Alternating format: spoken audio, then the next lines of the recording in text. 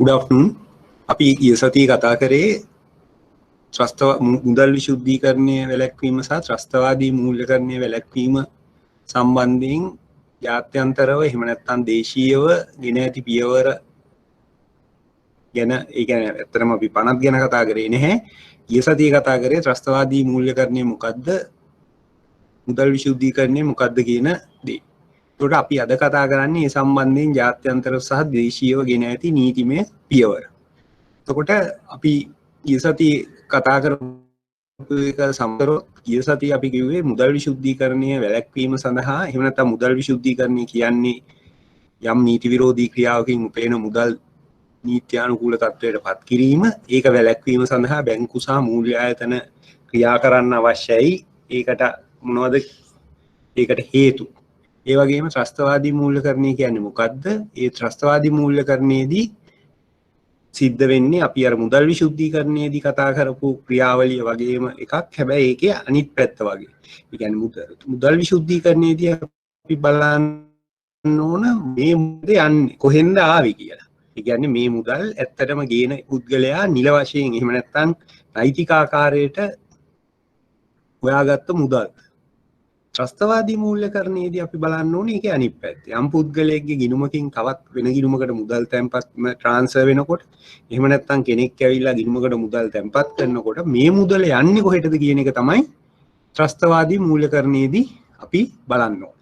ඒකට එකම ක්‍රියාවලියක් ඇතුළත මුදල් විශුද්ධීකරණය වෙලා ත්‍රස්තවාදී මූල්‍යකරණය වෙන්නත් පුළුවන්. ඒකට ත්‍රස්තවාදී මූල්‍යකරණය කියන එක සහ මුදල් විශුද්ධීකරණය කියන එක සමහර වෙලාවක එකම ක්‍රියාවලියක අංශ දෙක වෙන්න පුළුවන්.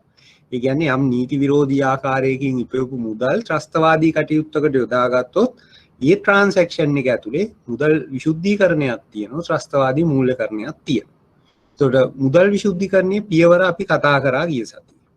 අද අපි බලමු මොකද්ද මේ ත්‍රස්තවාදී මූල්‍යකරණය සහ ඒ පියවර. ත්‍රස්තවාදී මූල්‍යකරණයේදී අපි කිව්වේ යම් ත්‍රස්තවාදී කණ්ඩායමකට මුදල් ලබා දීම එහෙම නැත්නම් මූල්‍ය පහසුකම් ලබා දීම තමයි අපි ත්‍රස්තවාදී මූල්‍යකරණය කියලා කියන්නේ. ඒතකොට ත්‍රස්තවාදී මූල්‍යකරණයේ පියවර තුනක් තියෙනවා. එකතු කිරීම, පැවරීම සහ යොදා ගැනීම. ඒතකොට සාමාන්‍යයෙන් මේක මුදල් විශුද්ධීකරණය එක්ක බැලුවම මේක පහසුයි අඳුන ගන්න. එකතු කිරීම කියන්නේ යම් පුද්ගලයෙක් හෝ පුද්ගලයන් කණ්ඩායමක් විසින් ත්‍රස්තවාදී කණ්ඩායමකට හෝ කටයුත්තකට මුදල් එකතු කිරීම. එතකොට සමහර විට ත්‍රස්තවාදී කණ්ඩායම නමින්ම මුදල් එකතු කරන්න පුළුවන්. නැත්නම් වෙනත් නමකින් මුදල් එකතු කරලා ත්‍රස්තවාදී කණ්ඩායමට පවරන්න පුළුවන්. ඒකට ඔය දෙකම අපි මුදල් ත්‍රස්තවාදී මූල්‍යකරණය වැළැක්වීමේදී හොයන්න ඕන. ඒකට එකතු කිරීම ත්‍රස්තවාදී කණ්ඩායමක නමකින්ම කරොත් අපිට පහසුවෙන් හඳුන ගන්න පුළුවන්.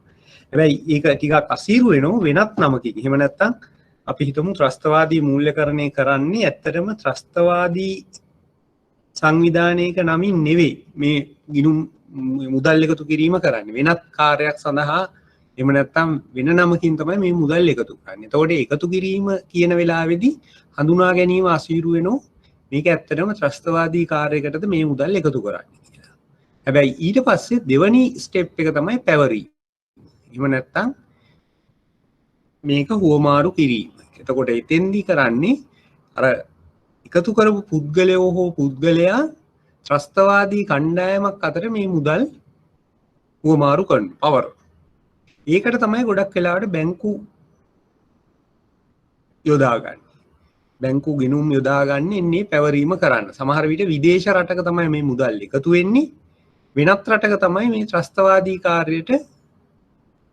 කාර්ය සිද්ධ වෙන්නේ. එතකොට අර එකතු කරපු තැන ඉඳලා අර ත්‍රස්තවාදී කාර්ය සිදු වෙන තැනට මුදල් හුවමාරුවක් සිද්ධ වෙන්න පුළුවන්. එතකොට ඒ අවස්ථාවේදී අපි බලන්න ඕන මොන විදිහේ මුදල් හුවමාරුවක්ද වෙන්නේ. මේක නීත්‍යානුකූල එකකට ආවේ නැත්නම් නීත්‍යානුකූල ක්‍රියාවක් කරන පුද්ගලයෙකුට මේ මුදල් ඇවිත් තියෙන්නේ. එහෙම නැතුව එකපාරටම සමහර විට යම් පුද්ගලයෙකුගේ ගිණුමකට විදේශ රටකින් විශාල මුදලක් ඇවිත් තියෙන්න පුළුවන්. එයා මේ රටේ ත්‍රස්තවාදී කටයුත්තක් කරන්න ඉවිසගෙන. එතකොට ඔය පාස්කු ප්‍රහාරය සම්බන්ධයෙන් කටයුතු කරනකොට ඒ ගැන විමසනකොට ඔය ප්‍රශ්නය ගැන ඇතැම් අවස්ථාවල මාධ්‍යවල එහෙම නැත්නම් ඔය විමර්ශන කොමිසමේදී සාකච්ඡා වුණා. ඒ පාස්කු ප්‍රහාරය ආසන්න දිනවල මේ මරාගෙන මැරුණු පුද්ගලයින්ගේ ගිණුම් වලට මුදල් ආපු ආකාරයක් දැකින්නට ලැබුණා. විශේෂයෙන් වෙන වෙන රටවල් වලින් මේ මුදල් තැන්පත් වෙලා තිබුණා. සමහරට දේශීයව මේ මුදල් තැන්පත් වෙලා තිබුණා. අන්නේ එකතු කරපු එක පැවරුවා. ඊගාට යොදා ගැනීම වෙන්නේ ඒ ත්‍රස්තවාදී ක්‍රියාව කරන පුද්ගලයා හෝ කණ්ඩායම ඒ මුදල් අරගෙන ඒක යොදාගෙන ත්‍රස්තවාදී ක්‍රියාව සිද්ධ කරනවා. ඒකට ඕක තමයි ත්‍රස්තවාදී මූල්‍යකරණයේදී අපිට දකින්න තියෙන ප්‍රධාන පියවර තුන. ඒකට අර මුදල් විශුද්ධීකරණය තරම් සංකීර්ණ නෑ, මේක ඉතා පහසුවෙන් හොයාගන්න පුළුවන්. මොකද ත්‍රස්තවාදී සංවිධානය අඳුනගත්තොත් අපිට ඔහුට මුදල් දුන්නේ කවුද, මුදල් ආවේ කොහෙන්ද කියන එක පැහැදිලිව හොයාගන්න පුළුවන්. ඊය සතියේ කතා කරපු ටියුට් එකම තමයි තාම කතා කරන්නේ. මේක ඊගාව පාර්ට් එක දැන් මේක ඉවර වෙලා ඊගාව 12 කියන ටියුට් නම්බර් එක අපි පටන් ගන්නවා. ඒතකොට ත්‍රස්තවාදී සංවිධානයක් එහෙම නැත්නම් කණ්ඩායම් බහුලව මුදල් රැස් කරන ආකාර මේ වෙනකොට හඳුනාගෙන තියෙන්නේ නීති විරෝධී කාර්යයන් තුලින්. තමාට පරිගණක වංචා වෙන්න පුළුවන්. එහෙම නැත්නම් වෙනත් ආයුධ ජාවාරම්, පැහැර ගැනීම, මත්ද්‍රව්‍ය ජාවාරම්, එහෙම නැත්නම් ඇතැම් ධනවත් ව්‍යාපාරිකයින් හෝ සංවිධාන විසින් සිදු කරන පරිත්‍යාග විදිහට ඒගොල්ලෝ වෙන රටක හෝ ඒ රටේම මේ ත්‍රස්තවාදී කණ්ඩායමට පරිත්‍යාග කරන ඒ ක්‍රියාවන් සඳහා. ඒ වගේම පුණ්‍ය ආයතනයේ වැනි ආයතන යොදාගෙන ත්‍රස්තවාදී මූල්‍යකරණය කරපු අවස්ථාවන් දැකලා තියෙනවා. පුණ්‍ය කටයුත්තක්. එහෙම නැත්නම් අර රාජ්‍ය නොවන සංවිධානයක් විදිහට කටයුතු කරන ගමන් ඒගොල්ලෝ ඒ මුදල් එකතු කරන්නේ පුණ්‍ය කටයුත්තක් කියලා, නමුත් යොදාගන්නේ ත්‍රස්තවාදී කටයුත්තකට. ඒ වගේම ඇතැම් රාජ්‍යයන් අනුග්‍රහය ලබා දෙනවා වෙන රටක ත්‍රස්තවාදී කණ්ඩායමකට ඒ රටේ ත්‍රස්තවාදී ක්‍රියා කරන්න. එවැනි අවස්ථාත් හඳුනාගෙන තියෙනවා. ඒකට මේව තමයි ප්‍රධාන වශයෙන් ත්‍රස්තවාදී සංවිධාන කණ්ඩායම් මුදල් රැස් කිරීමට යොදා ගන්නා ක්‍රම. ඊගාවට මුදල් විසුද්ධීකරණය සහ ත්‍රස්තවාදී මූල්‍යකරණය සම්බන්ධයෙන් අපි කතා කරාම මේක එකම ක්‍රියාවලියක දෙපැත්ත වෙන්න පුළුවන්. මුදල් එකතු කරන්නේ එහෙම නැත්නම් මුදල් එන්නෙත් නීති විරෝධී ක්‍රියාවකින්, ඒ අරගෙන කරන්නේත් ඒ එකතු කරපු මුදල් ක්‍රියාවට යොදන්නේත් ඒ වයින් කරන්නේත් ත්‍රස්තවාදී කටයුත්තක්. එතකොට ඒක තනි ගනුදෙනුවක් තුල, තනි ට්‍රාන්සැක්ෂන් එකක් තුල මුදල් විසුද්ධීකරණය සහ ත්‍රස්තවාදී මූල්‍යකරණය කියන දෙකම වෙන්න පුළුවන්. ඇතැම් අවස්ථාවල වංචනිකව ඉපෙවූ මුදල් නෙවෙයි, නීත්‍යානුකූල මුදල්. එහෙම නැත්නම් අපි හිතමු නීති විරෝධී ක්‍රියාවකින් ඉපෙවපු මුදල් නෙවෙයි, නීත්‍යානුකූල ආකාරයකින් ඉපෙවපු මුදල් වුණත් ත්‍රස්තවාදී ක්‍රියාවක් සඳහා පරිත්‍යාග කරන්න එක්ක කැමැත්තෙන්, එහෙම නැත්නම් සමහර වෙලාවට කප්පම් ලබා ගැනීම වගේ දේවල්. එතකොට ඔහු කැමැත්තෙන් නෙවෙයි අකමැත්තෙන් මේ ත්‍රස්තවාදී කණ්ඩායමට ලබා දෙන්න පුළුවන්. ඒ නිසා මේ දෙකම අපි දැනගන්න ඕන. මුදල් එන්නේ කොහෙන්දත් බලන්න ඕන, යන්නේ කොහාටද කියලාත් බලන්න. ඊගාවට අපි බලමු මේ මුදල් විසුද්ධීකරණයට සහ ත්‍රස්තවාදී මූල්‍යකරණය වැළැක්වීමට ජාත්‍යන්තරව ගෙන ඇති පියවර. එතකොට අපි කතා කරා මේක මේ ලෝකයේ සෑහෙන කාලයක් මේ මුදල් විසුද්ධීකරණය ඒ වගේම ත්‍රස්තවාදී මූල්‍යකරණයේ ක්‍රියාවලිය සිද්ධ වුණා. හැබැයි 1980 අවුරුද්දේ අගභාගයේදී තමයි මේ මූලිකවම මේ මුදල් විසුද්ධීකරණය සහ ත්‍රස්තවාදී මූල්‍යකරණය සම්බන්ධයෙන් ලෝකයේ ප්‍රජාවගේ ඇහැරුණි. එහෙම නැත්නම් මේක නවත්තන්න ඕන කියන තත්වයට ලෝකයේ රටවල් ක්‍රියා කරන්න පටන් ගත්තේ මේ 80 දශකයේ මුල් අවධියේදී. අග කියන්නේ 80 අවුරුද්දේ අගභාගයේදී. විශේෂයෙන්ම 80 දශකයේ අගභාගයේදී මේක පටන් ගන්න හේතුව තමයි මේ වෙනකොට ලෝකයේ විවිධ රටවල් අතර මේ මත්ද්‍රව්‍ය ප්‍රවාහනය විශාල වශයෙන් සිද්ධ වුණා. එතකොට මේ මත්ද්‍රව්‍ය ප්‍රවාහනයත් එක්ක තමයි මේ මුදල් විසුද්ධීකරණය. ඒ කියන්නේ මේ මත්ද්‍රව්‍ය ජාවාරම් කරු ඇතැම් වෙලාවට මත්ද්‍රව්‍ය ප්‍රවාහකයෝ තමයි විශාල වශයෙන් මේ කළු මුදල් හොයපු. එහෙම නැත්නම් වංචනික මුදල් හොයපු අය අතර හිටියේ. ඒගොල්ලෝ තමන්ගේ මේ වංචනික එහෙම නැත්නම් නීති විරෝධී මුදල් විවිධ ක්‍රමවලට නීත්‍යානුකූල තත්ත්වයට ඇතුල් කරන්න උත්සාහ කරා. මෙන්න මේ අවස්ථාවේදී තමයි ලෝකයේ ප්‍රධාන රටවල් එකතු වෙලා මේ මුදල් විසුද්ධීකරණය වැළැක්වීමට අදාළ පියවර ආරම්භ කරේ. ඒතකොට මුලින්ම මේ 1980 අගභාගයේදී පටන් ගත්ත ඩිස්කෂන්ස් එහෙම නැත්නම් පටන් ගත්ත සහයෝගීතාවයන් මේ සම්බන්ධයෙන් ක්‍රියා කරන්න 1989 දී G7 රටවල් පැරිස් සම්මේලනය කියන සම්මේලනයේදී මේ මූලික වශයෙන් මුදල් විශුද්ධීකරණය සම්බන්ධයෙන් නීතිමාලාවක් සම්මත කරගත්තා. හැබැයි මේ වෙලාවේදී ඇත්තටම මූලික தত্ত্বය කියන්නේ එහෙම නැත්නම් මේ 1989 අතර කාලයේදී මූලිකම අවධානය යොමු වුණේ මුදල් විශුද්ධීකරණය කරන ක්‍රියාව නවත්තන්න. ත්‍රස්තවාදී මූල්‍යකරණය සම්බන්ධයෙන් විශාල වශයෙන් කතා කරේ නැහැ. ඒ වගේම මේ මුදල් විශුද්ධීකරණයේ මූලික අවධානය යොමු වුණේ මත්ද්‍රව්‍ය සම්බන්ධයෙන් ඉපැවූ මුදල් විශුද්ධීකරණය වැළැක්වීම සම්බන්ධයෙන් තමයි මේ නීති සම්පාදනය කරන්න පටන් ගත්තේ. එතකොට මේ 1989 දී ලෝකයේ ප්‍රධාන රටවල් එකතු වෙලා ඇති කරගත්ත නීතිමාලාවක් පැරිස් සම්මේලනය කියලා තමයි අපි ඒක හඳුන්වන්නේ. පැරිස් සම්මේලනයේදී සම්මත කරගත්ත නීතිමාලාවක් කොහොමද මේ මුදල් විශුද්ධීකරණය සම්බන්ධයෙන් ජාත්‍යන්තරව කටයුතු කරන්න ඕන. ඒ සඳහා ගත යුතු ක්‍රියාමාර්ග මොනවද? එතකොට මූලික වශයෙන්ම ඒ අවස්ථාවේදී පිහිටුව ගත්තා මේ ජාත්‍යන්තර වශයෙන් කටයුතු කිරීමට ආයතනයක්. ඒ ආයතනයේ නම අපි කියනවා මූල්‍ය කාර්ය සාධක බලකාය. Financial Action Task Force FATF. එතකොට මේක තමයි අද වෙනකොටත් ජාත්‍යන්තර වශයෙන් මුදල් විශුද්ධීකරණය සහ ත්‍රස්තවාදී මූල්‍යකරණය වැළැක්වීමට අවශ්‍ය නීති රාමුව හදලා එහෙම නැත්නම් අවශ්‍ය නීති සම්පාදනය කරලා ඒ නීති කොහොමද ක්‍රියාත්මක කරන්නේ? එහෙම නැත්නම් ඒ නීති කොහොමද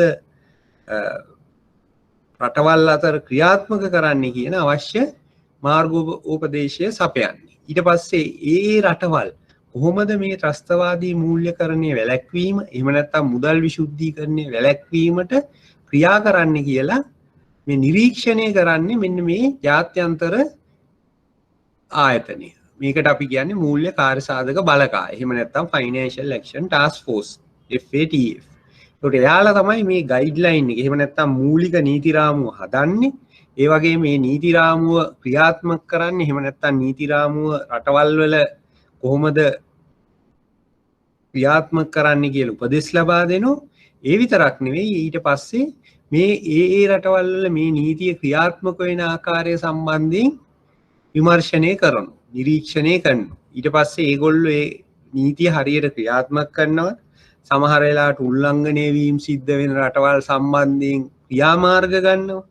මේක තමයි මූලික වශයෙන් මේ Financial Action Task Force. එහෙම නැත්නම් මූල්‍ය කාර්ය සාධක බලකායේ මූලික කාර්ය.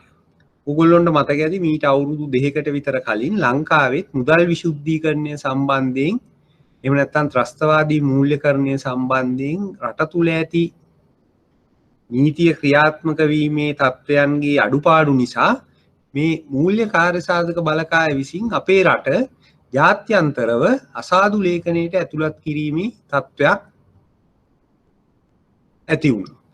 දැන් මේකෙදි ඒගොල්ලෝ හදනවා හොඳ විදිහට මේ මුදල් විශුද්ධීකරණය එහෙම නැත්නම් ත්‍රස්තවාදී මූල්‍යකරණය වැළැක්වීමට කටයුතු කරන රටවල් එක ලිස්ට් එකක්. ඊට පස්සේ තවත් රටවල් වල මුදල් විශුද්ධීකරණය වැළැක්වීම එහෙම නැත්නම් ත්‍රස්තවාදී මූල්‍යකරණය වැළැක්වීමට අවශ්‍ය කටයුතු හරියට සිද්ධ වෙන්නේ නැත්තම් ඒ රටවල් වල ලිස්ට් එකක් හදලා ඒක අපි අසාදු ලේඛනයක් කියලා ප්‍රසිද්ධ කරනවා. බ්ලැක් ලිස්ට් එකක්. කළු ලිස්ට් එකක් කියලා එහෙම නැත්නම් අසාදු ලේඛනයක් කියලා කියන්නේ බ්ලැක් ලිස්ට් එකක් ප්‍රසිද්ධ කරනවා.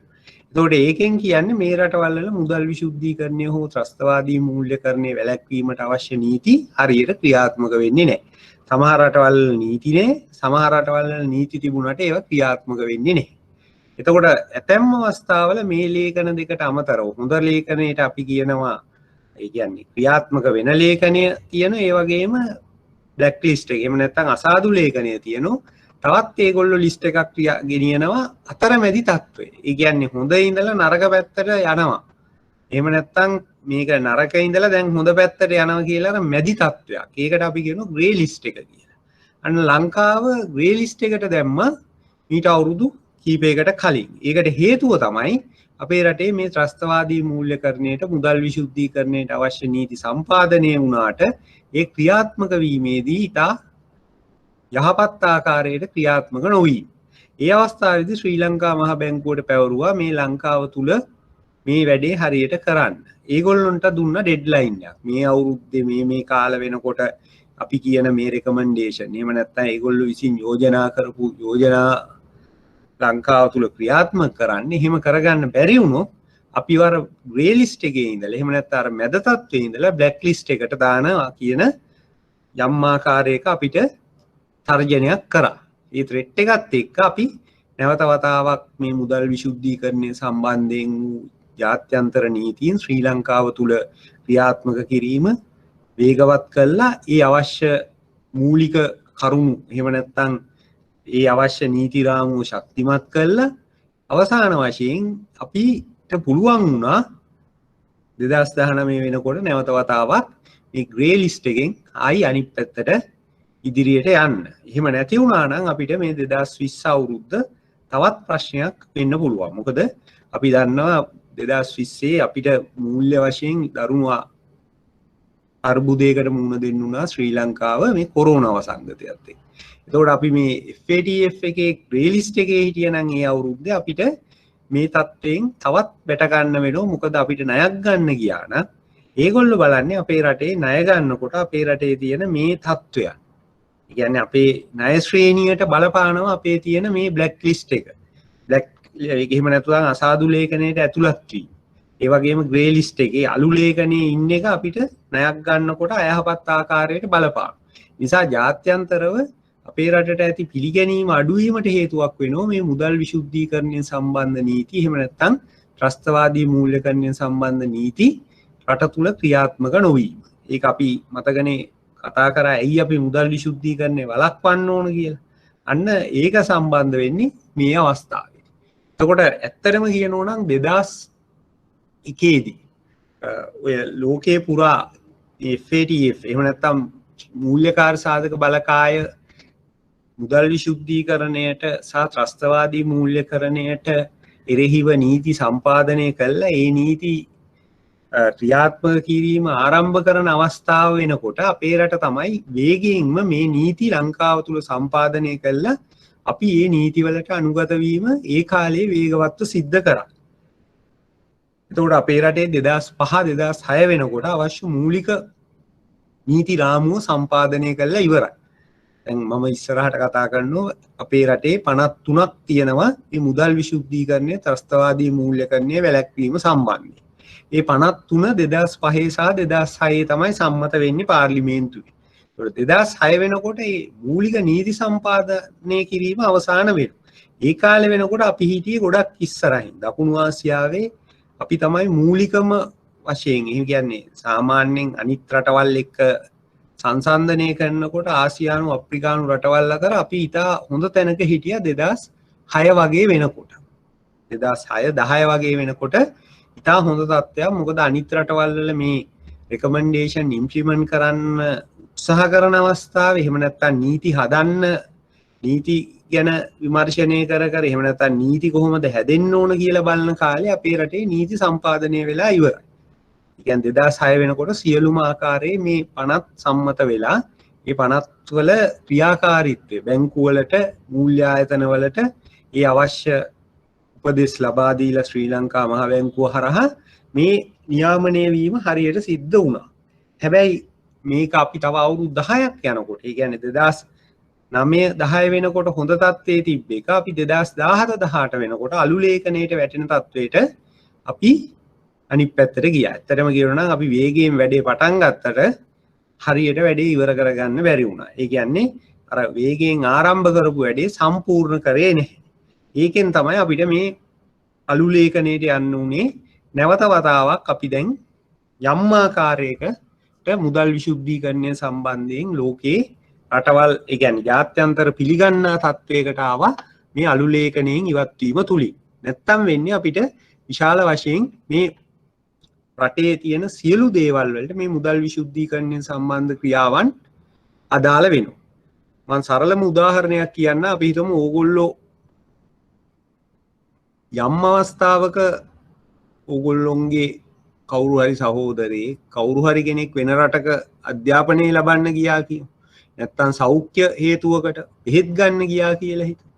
අන්න ඒ වෙලාවේදී අපිට ලංකාවෙන් සල්ලි ටිකක් යවන්න ඕන වුණත් අපේ රට මුදල් විශුද්ධීකරණය සම්බන්ධයෙන් නීති රීති වලට අනුගත වෙලා හිටියේ නැත්තම් මොකද වෙන්නේ? ඒ රටක බැංකුවක් අපේ රටෙන් එන රෙමිටන්ස් එකක් එහෙම නැත්නම් අපේ රටෙන් මුදල් පැවරීමක් බාරගන්නේ නැහැ. ඇතැම් වෙලාවට ඒගොල්ලෝ ඒක හෝල්ඩ් කරලා තියන් ඉන්නේ. එකපාරටම එසනින් ක්‍රෙඩිට් වෙන්නේ නැහැ. දැන් අපි දන්නවා දැන් වෙන විදේශ රටක ඉඳලා අපේ රටට මුදල් එනකොට සමහර වෙලාවට එතන ක්‍රෙඩිට් කරපු තප්පර ගාණක් ඇතුළත මෙහි සල්ලි ටික අපිට ගන්න පුළුවන්. නමුත් අපි අසාදු ලේඛනයට ගියොත් අපේ රට බ්ලැක් ලිස්ට් එක පැත්තේ තිබ්බොත් අපේ රටෙන් එන සල්ලි එකපාරට ක්‍රෙඩිට් කරන්නේ නැහැ. ඒගොල්ලෝ ඒක ස්ක්‍රීන් කරනවා. ස්ක්‍රීන් කරලා ඉවර වෙලා අපේ රට තියෙන්නේ බ්ලැක් ලිස්ට් එක නම් අපේ රටෙන් ආපු පුද්ගල ඒ ආපු සල්ලි වල විස්තර හොයන එකින් එක. සමහර වෙලාවට ප්‍රශ්න අහනවා. සමහරට අපේ බැංකු වලට ආපහු ස්විෆ්ට් මැසේජ් එකක් එවලා ඒ ඩීටේල් ගන්නව මොකද්ද මේ ට්‍රාන්සැක්ෂන් එක. කාටද මේ සල්ලි යවන්නේ. ඒ නිසා මේක විශාල ප්‍රශ්නයක් වෙනවා. මුදල් විශුද්ධීකරණය සම්බන්ධයෙන් හරියට අපේ රටේ මේ නීති ක්‍රියාත්මක නොවුණොත් අපි හිතමු ලංකාව ආනයන මතනේ සම්පූර්ණයෙන් රඳා පවතින්නේ. එතකොට අපි රටේ සියලුම ආනයන සඳහා අපේ මුදල් එළියට ගෙවන්න ඕන. අන්නේ ගෙවන හැම ට්‍රාන්සැක්ෂන් එකකදීම අපේ රට මේ අසාදු ලේඛනයේ තිබ්බොත් අනිවාර්යයෙන්ම ට්‍රාන්සැක්ෂන් එක ඩිලේ වෙනවා. ඒකෙන් ලොකු කොස්ට් එකක් යන්න පුළුවන්. ඇතැම් වෙලාවට රටවල් එක්ක ඒ කියන්නේ දැන් අපි මෙහෙම දැන් ලංකාව වගේ රටකින් එන මුදල් හැමතිස්සෙම ස්ක්‍රීන් කර බ්ලොක් කර ගෙවන එක කරදර වුණොත් ඇතැම් බැංකු අපේ රටේ ට්‍රාන්සැක්ෂන් නවත්තන්න පුළුවන්. අපේ රටේ බැංකු සමග තියෙන අර සම්බන්ධතාවයන් නවත්තන්න පුළුවන්. ඒකයි මේක මේ ඉතා වැදගත් වෙනවා මුදල් විශුද්ධීකරණය සහ ත්‍රස්තවාදී මූල්‍යකරණය සම්බන්ධ නීති රීති ජාත්‍යන්තරව පිළිගන්නා නීති අපේ රටේ ඒ ආකාරයට ක්‍රියාත්මක කිරීම. එහෙම නොකරොත් වෙන්නේ අපිට ජාත්‍යන්තර වෙළඳාම් සම්බන්ධ කටයුතු. එහෙම නැත්නම් ජාත්‍යන්තරව අපේ ගනුදෙනුවක් සිද්ධ කරන වෙලාවකදී අපේ ශ්‍රී ලාංකිකයින් එහෙම නැත්නම් ශ්‍රී ලංකාව පාර්ශවයට විශාල අවාසියකට මුහුණ දෙන්න වෙනවා. ඒකයි අපි මේ ජාත්‍යන්තර නීති සඳහා වැඩි අවධානයක් යොමු කරන්නේ. එතකොට මේ රට තුල ඇති කරපු නීති මූලිකවම පදනම් වෙන්නේ මේ ජාත්‍යන්තර සම්මුතීන්ට එකඟ. ඒතකොට ජාත්‍යන්තරව ඇති කරගන්න එකඟතාවයන්ට අනුව තමයි අපේ රටේ නීති සම්පාදනය කරන්නේ. මේ ටික පැහැදිලිනේ? පැහැදිලිද නැද්ද?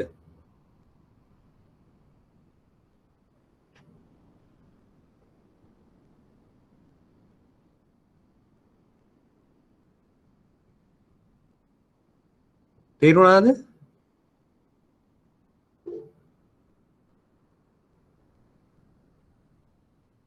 හරි. ඊට පස්සේ අපි බලමු මේ අපි මේ මූල්‍ය කාර්යසාධක බලකාය කියන එක මම කිව්වා. මූල්‍ය කාර්යසාධක බලකාය කියලා කියන්නේ ජාත්‍යන්තරව මුදල් විශුද්ධීකරණය ත්‍රස්තවාදී මූල්‍යකරණය වැළැක්වීමට ක්‍රියාත්මක වන ආයතන. මේ මුදල් විශුද්ධීකරණය ත්‍රස්තවාදී මූල්‍යකරණය වැළැක්වීමට අවශ්‍ය ජාත්‍යන්තර නීති රීති සම්පාදනය කරලා ඒ අවශ්‍ය නිර්දේශ අනිත් රටවල් වලට ලබා දීලා ඒ රටවල් වල ඒ නීති ක්‍රියාත්මක වන ආකාරය විමර්ශනය කරන ආයතනයට තමයි ෆයිනෑන්ෂල් ඇක්ෂන් ටාස්ක් ෆෝස්. එහෙම නැත්නම් මූල්‍ය කාර්යසාධක බලකාය කියලා කියන්නේ.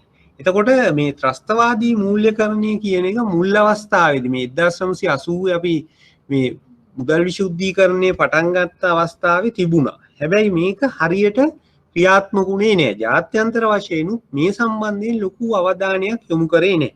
ඇත්තම කතාව තමයි මේ ඇත්තටම ගත්තොත් ලෝකේ ගොඩාක් රටවල් වල ත්‍රස්තවාදී සංවිධාන සඳහා ආධාර දීම සිද්ධ වෙන්නේ තවත් ප්‍රබල රටවල්මනේ. ඒ නිසා ඒගොල්ලෝ විශාල වශයෙන් මේක සම්මත කරලා මේ වැනි නීති හදලා මේව නවත්තන්න උත්සාහ කරේ නෑ. දැන් උදාහරණයක් විදිහට ගත්තොත් ලෝකේ ගොඩක් රටවල් වල ක්‍රියාත්මක වෙන ත්‍රස්තවාදී සංවිධාන සඳහා ඍජුව හෝ වක්‍රව ලෝකේ බලවත් රටවල් තමයි අනුග්‍රහය ලබා දීලා තියෙන්නේ. දැන් ඇතැම් වෙලාවට ඔය බැඳ පෙරදිග ක්‍රියාත්මක වන ගොඩක් ත්‍රස්තවාදී සංවිධාන වලට මුදල් ලබා දීම එහෙම නැත්නම් මූල්‍ය අනුග්‍රහය ප්‍රධාන රටක්. එක්කෝ ඇමරිකාව එහෙම නැත්නම් යුරෝපයේ ඇතැම් රටවල් තමයි ඍජුව හෝ අක්‍රව දායක වෙලා තියෙන්නේ. ඒ නිසාම මේගොල්ලෝ මූලික වශයෙන් මේ ත්‍රස්තවාදී මූල්‍යකරණය වැළැක්වීමට විශාල මහන්සියක් ගත්තේ නැහැ මේ 1980 අගභාගයේදී. ඒගොල්ලෝ මුදල් විශුද්ධීකරණයට අදාළ නීති තමයි මූලික වශයෙන් සම්පාදනය කළා අවශ්‍ය ක්‍රියාත්මක කිරීම වේගවත් කිරීම සිද්ධ වුණේ. හැබැයි ත්‍රස්තවාදී මූල්‍යකරණයට අදාළ මූලික රාමුවක් හැදුවා, මූලික නීති ටිකක් හැදුවා. හැබැයි ඒවා ක්‍රියාත්මක වීම සම්බන්ධයෙන් වැඩි විමර්ශනය කිරීමක් කරේ නැහැ මේ මූල්‍යකාර සාධක බලකාය. ඒක තමයි ජාත්‍යන්තර දේශපාලනයේ ස්වභාවය. ඒක ඕගොල්ලෝ දන්නවා. දැන් UN එක කියමු, එක්සත් ජාතීන්ගේ සංවිධානය කියමු. එහෙම නැත්නම් එක්සත් ජාතීන්ගේ මානව හිමිකම් කවුන්සලය කියමු. ඕගොල්ලෝ දන්නවා මේ ඒවා කොහොමද ක්‍රියාත්මක වෙන්නේ කියලා. අපි කොච්චර කැමති වුණත් අකමැති වුණත් ඒකට ලෝක දේශපාලනයේ සම්බන්ධයක් තියෙනවා. ඒතකොට දේශපාලන බලවතුන් එහෙම නැත්නම් බලවත් රටවල් මේ Tamanට අවශ්‍ය ආකාරයට තමයි මේක හසුරුවන්නේ. එතකොට ඒ නිසා මේගොල්ලොන්ට විශේෂයෙන් ඇමරිකාවට වෙනත් යුරෝපීය රටවල් වලට ඒගොල්ලෝ තමයි මේ ගොඩාක් ත්‍රස්තවාදී සංවිධාන වලට මූල්‍ය අනුග්‍රහය ලබා දී තිබුණේ. දැන් උදාහරණයක් විදිහට ලංකාවේ LTT එකට මූල්‍ය අනුග්‍රහය ලබා දීලා තිබ්බ වශයෙන් තිබුණා කියලා ඉන්දියාවට, ස්කැන්ඩිනේවියානු රටවල්, ඒ කියන්නේ නෝර්වේ, ස්වීඩන් වගේ රටවල් වලට විශාල වශයෙන් තියෙනවා පැමිණිලි. හැබැයි ඒගොල්ලෝ ඒවා විමර්ශනය කරන්නෙත් නෑ. හැබැයි ඒ සම්බන්ධයෙන් කටයුතු කරන්නේ නෑ. ඒවා නිහඬව ඉන්නවා. මොකද ඒගොල්ලොන්ගේ තියෙන ශක්තිය මත. හැබැයි අපේ වගේ රටක විච්ච ත්‍රස්තවාදී දැන් ඔය මේ දවස්වල උනත් එක්සත් ජාතීන්ගේ මානව හිමිකම් කවුන්සලේ ක්‍රියාත්මක වෙනවනේ. මේ දවස්වලත් කතා කරන්නේ මීට අවුරුදු 10කට කලින් ලංකාවේ යුද්ධයේ අවසාන කාලයේ විච්ච ප්‍රශ්න. ඒකට ඔය අවුරුද්දක කාලයේ විච්ච ප්‍රශ්න තමයි තාම කතා කරන්නේ මේ අවුරුදු 10කට පස්සේ. හැබැයි 1980 ඉඳලා 2009 වෙනකන් අවුරුදු 30ක් තුල විච්ච කතන්දරේ ඒගොල්ලෝ කතා කරන්නේ. ඒකයි මම කිව්වේ මේක අපි කැමති වුණත් අකමැති වුණත් ලෝක දේශපාලන තත්ත්වය. ඒතකොට ඒ වගේම තමයි මුදල් විශුද්ධීකරණය සම්බන්ධයෙන් තමයි මේගොල්ලෝ ප්‍රමුඛතාවය දුන්නේ. හැබැයි 2001 සැප්තැම්බර් 11 ඇමරිකාවේ සිදු වුණු ත්‍රස්තවාදී ප්‍රහාරයත් එක්ක ඔන්න ලෝකයේ හැමෝගෙම ඇහැරුණ ත්‍රස්තවාදී මූල්‍යකරණය වළක්වන්න ඕන කියලා. එතකොට ඊට පස්සේ තමයි මේ 2000න් පස්සේ තමයි 2001න් පස්සේ තමයි ත්‍රස්තවාදී මූල්‍යකරණය වැළැක්වීමට අවශ්‍ය නීති ඒ වගේම ඒ සම්බන්ධයෙන් ක්‍රියාත්මක වීම වේගවත් වුණේ. අද වෙනකොට මේ දෙකම පැරලල් එහෙම නැත්නම් දෙකම සමානුපාතිකවම ක්‍රියාත්මක වෙනෝ ලෝකයේ තුල ත්‍රස්තවාදී මූල්‍යකරණය වැළැක්වීම සහ මුදල් විශුද්ධීකරණය වැළැක්වීම.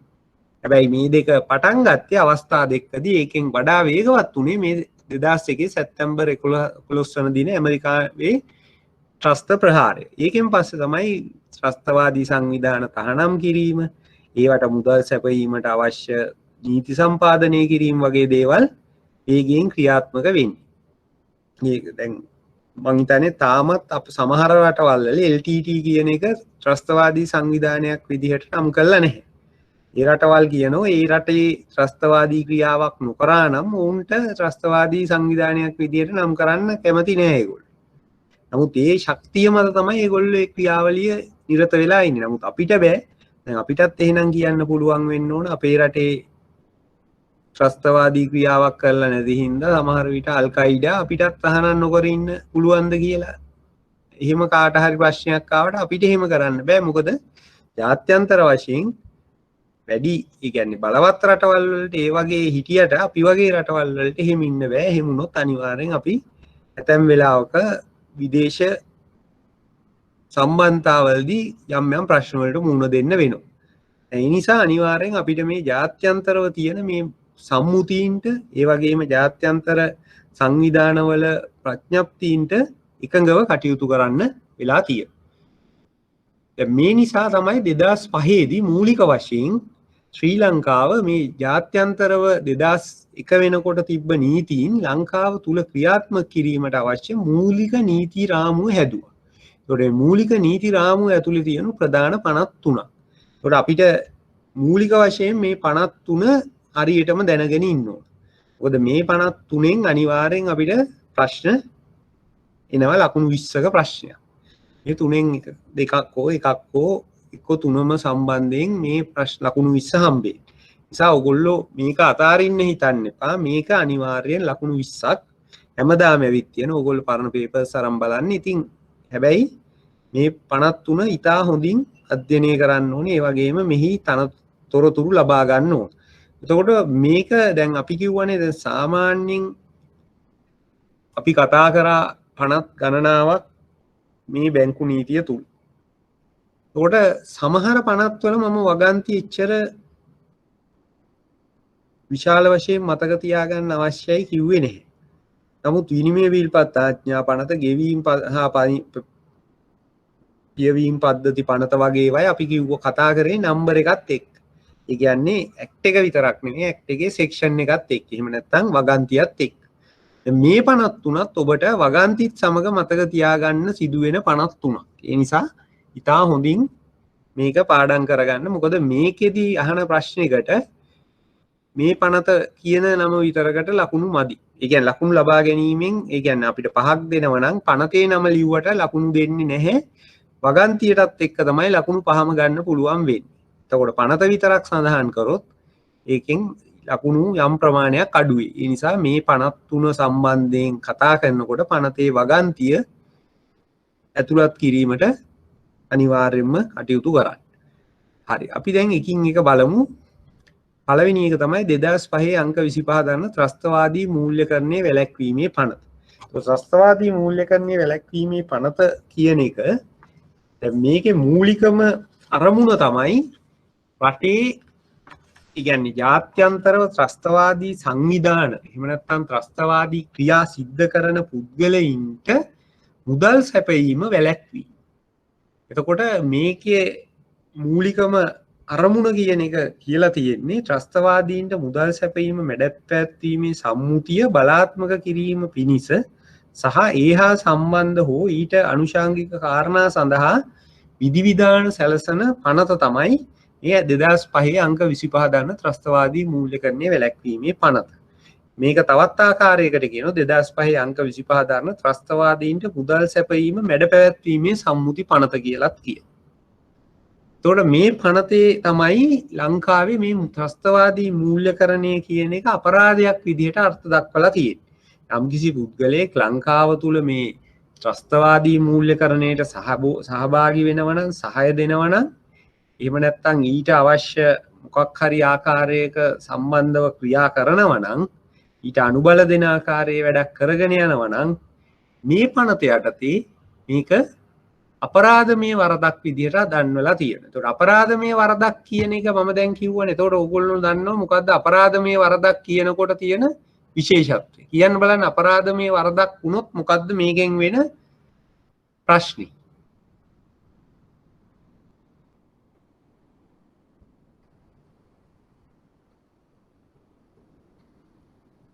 අපරාධමය වරදක් කියන්නේ එක දැන් අනිත් වරදේ වර්ගය මොකද්ද? තවත් වරද වර්ගයක් අපි කතා කරා. අනිත් මොකද්ද වර්ගය?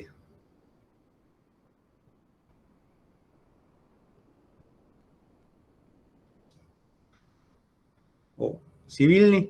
එතකොට සිවිල් සහ අපරාධ කියන එකේ වෙනස මොකද්ද? දැන් ඕගොල්ලෝ කියන්නේ දැන් මේක මම කියවනේ අපරාධමය වරදක් කරා හා සැලකෙනවා කියලා. එතකොට සිද්ධ වෙන්නේ මොකද්ද? ඔව් ප්‍රධාන වශයෙන්ම වැරද්දිකාරයා වුණොත් සිර දඬුවමකට ලක් වෙනවා. ඒ වගේම යම් අවස්ථාවක වැරද්දක් සඳහා ඒ කියන්නේ මේකට සැකකරුවෙක් වෙන අවස්ථාවේම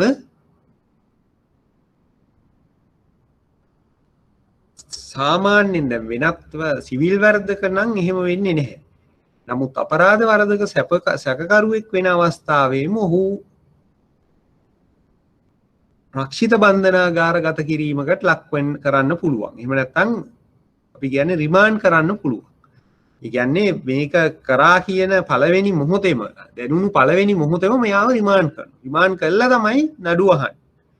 එතකොට ඒ අතරේ සමහර වෙලාවට අප ලබා ගැනීමට හැකි සමහර වෙලාවට අප ලබා නොදෙන වැරද්දක් විදිහට මේක දක්වලා තියෙනවා.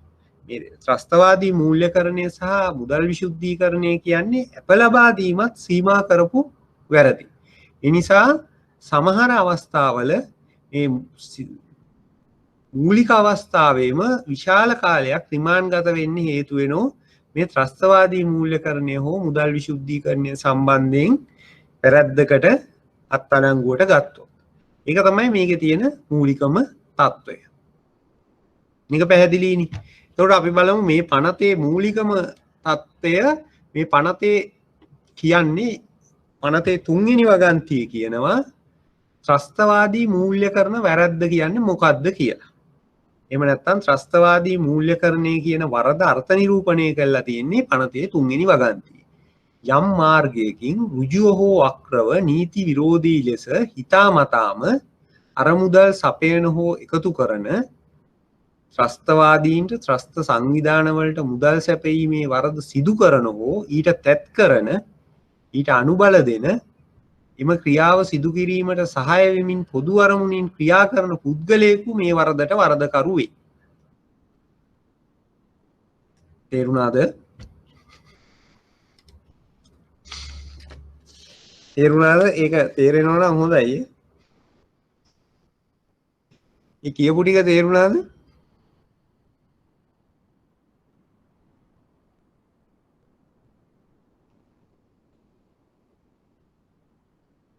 මේ පනතේ කියන්නේ තුන්වෙනි වගන්තිය තමයි මේ ත්‍රස්තවාදී මූල්‍යකරණය කියන එක අර්ථ දක්වන්නේ. මොකද්ද ත්‍රස්තවාදී මූල්‍යකරණය කියන්නේ? යම් ආකාරයකින් ඍජුව හෝ වක්‍රව, කෙලින්ම හෝ අන්‍යාකාරී නීති විරෝධී ලෙස සහ හිතාමතාම අරමුදල් සපීම හෝ එකතු කිරීම. අරමුදල් සපයනෝ එහෙම නැත්නම් මුදල් එකතු කරනවා.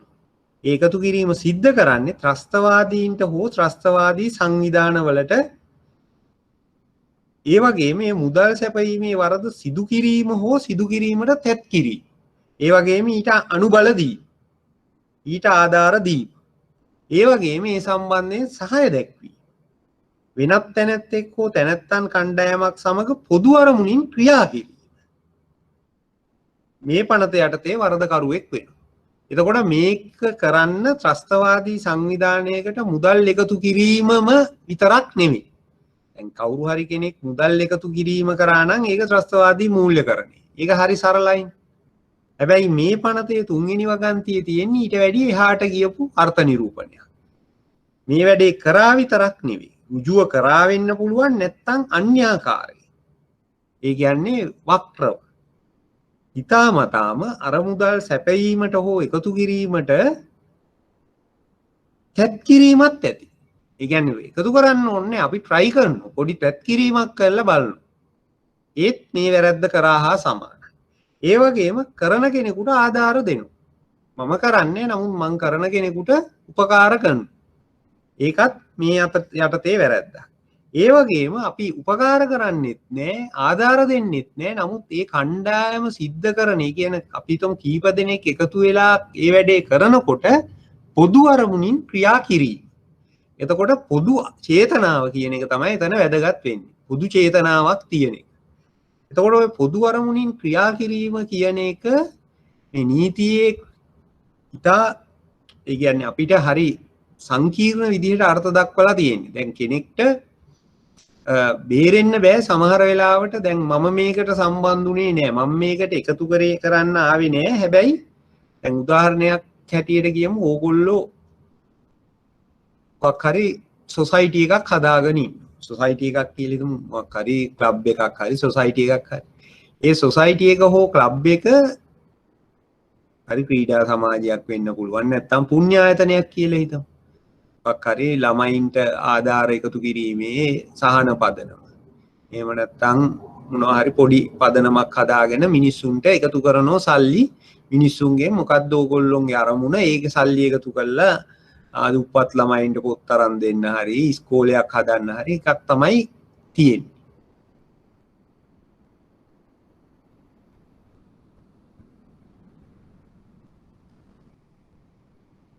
ඔයාගේ ප්‍රශ්න මං අන්තිමට උත්තරයක් දෙන්න ඕක අහන්න අන්තිමට චැරිටි ගැන මේක ඉවරුණාට පස්සේ දැන් මං කිව්වේ පොදු අරමුණ කියන එකට උදාහරණයක්. ඕගොල්ලෝ මොකක් හරි පදනමක් හදාගෙන අපි හිතමු චැරිටි එකක් කරන්න තමයි ඉන්නේ. දැන් ඒ වෙලාවේ හැමෝම එකතු වෙන්නේ මෙන්න මේ වැඩේට. හැබැයි ඒ එකතු කරපු සල්ලි හැමදෙනාම එකතු කැමැති නුනත් කීප දෙනෙක් එකතු වෙලා ත්‍රස්තවාදී කණ්ඩායමකට යවනවා. එහෙම නැත්නම් ත්‍රස්තවාදී ක්‍රියාවක් සඳහා යොදවනවා. අන්නේ අවස්ථාවේදී අර කීප දෙනෙක්ගේ අරමුණක් නැති වුණත් මේ සම්බන්ධයෙන් කටයුතු කරේ නැති වුණත් මේ පොදු චේතනාවෙන් එහෙම නැත්නම් පොදු අරමුණෙන් කටයුතු කරපු සියලු දෙනාම මේ වැරද්දට වැරදිකාරයෝ වෙනවා. එතකොට ඒ සංගමේ සියලුම සමාජිකයෝ ඒගේ නිලධාරීන් සියලුම දෙනා මේ ත්‍රස්තවාදී මූල්‍යකරණය යටතේ වැරදිකාරයෝ කරන්න පුළුවන්. ඒක තමයි මේ පනතේ තුන්වෙනි වගන්තියේ තියෙන්නේ. ඒකයි මං කිව්වේ මේක ඉතා බරපතල ආකාරයට නිර්වචනය කරලා තියෙනවා. වැරද්ද කරා කියන එක අනිවාර්යෙන් දන්නවා. හැබැයි වැරද්ද කරන්නම ඕනේ තත් කිරීමත් ඇති. ඊට අනුබල ආධාර දෙන එකත් ඇති. ඒ අරුණම මේ දෙකම ඕනේ. ඒ කිසි දෙයක් ඕනේ මේ වැඩේ කරන පුද්ගලයන් සමග පොදු අරමුණින් ක්‍රියා කිරීමත් මේ වැරද්දට වැරදිකාරයෝ වෙන්න හේතුවක් වෙනවා. පැහැදිලිද දැන්? මම දන්නු ඉස්සෙල්ලා තේරුන්නේ නැහැ. නමුත් දැන්වත් තේරුණාද?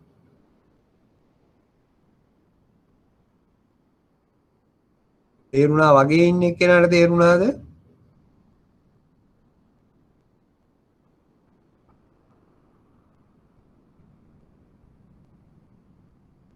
හරි. මොකද මම කිව්වනේ කලින් වතාවකුත් මේ 50 කියවුවට පස්සේ තේරෙන්න නෙවෙයි මේ 50 ලියන්නේ නේ. තේරෙන්න 50 ලිව්වොත් ලෝයර්ස්ලට වැඩනේ.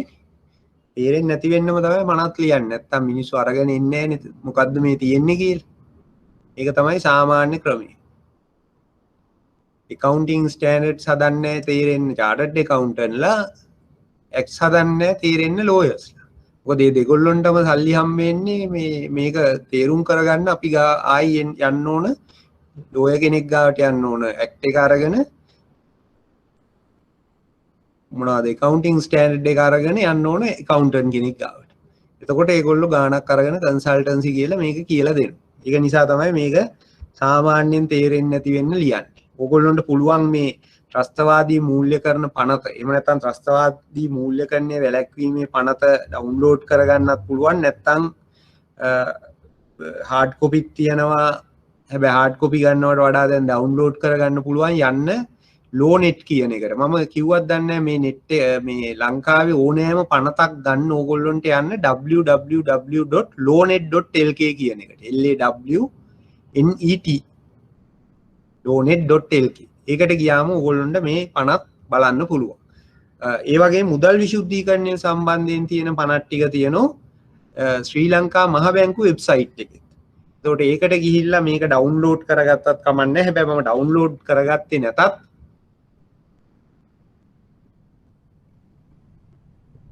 මේවා කොහොමද එක්සෑම් එකට එන්නේ කියන්නේ ඒක මාර ප්‍රශ්නයක්. ප්‍රශ්න වලින් තමයි. ඉතින් ඒක එක සම්බන්ධයෙන් ප්‍රශ්න අහනවා. දැන් ආසන්නම ප්‍රශ්නේ තිබ්බේ යම් පුද්ගලෙක්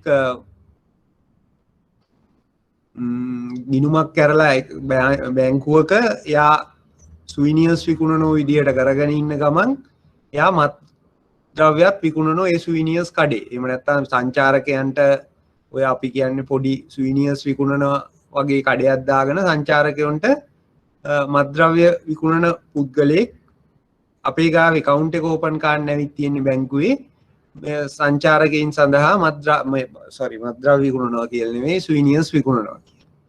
එතකොට අපි එයාට account එක ඇරියයි. හැබැයි ඊට පස්සේ යාගේ fund transfers ඒවා අවිත් තියෙනවා ගොඩක්. ඒවා සම්බන්ධයෙන් කොහොමද ක්‍රියා කරන්න කියන එක තමයි අහන්නේ. එතකොට අපිට මේ වගන්ති අනුව කොහොමද මේකට වැරදිකාරය වෙන්නේ? කොයි වගන්ති අනුවද අපි මේකට දඬුවම් දෙන්න ඕන? දඬුවම දෙන්න ඕන නම් මොකද්ද දඬුවම?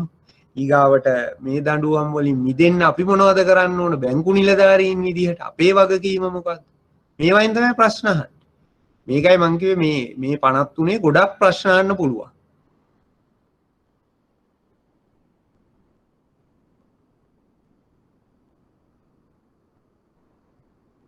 මොකද වෙබ්සයිට් URL එක www.lonet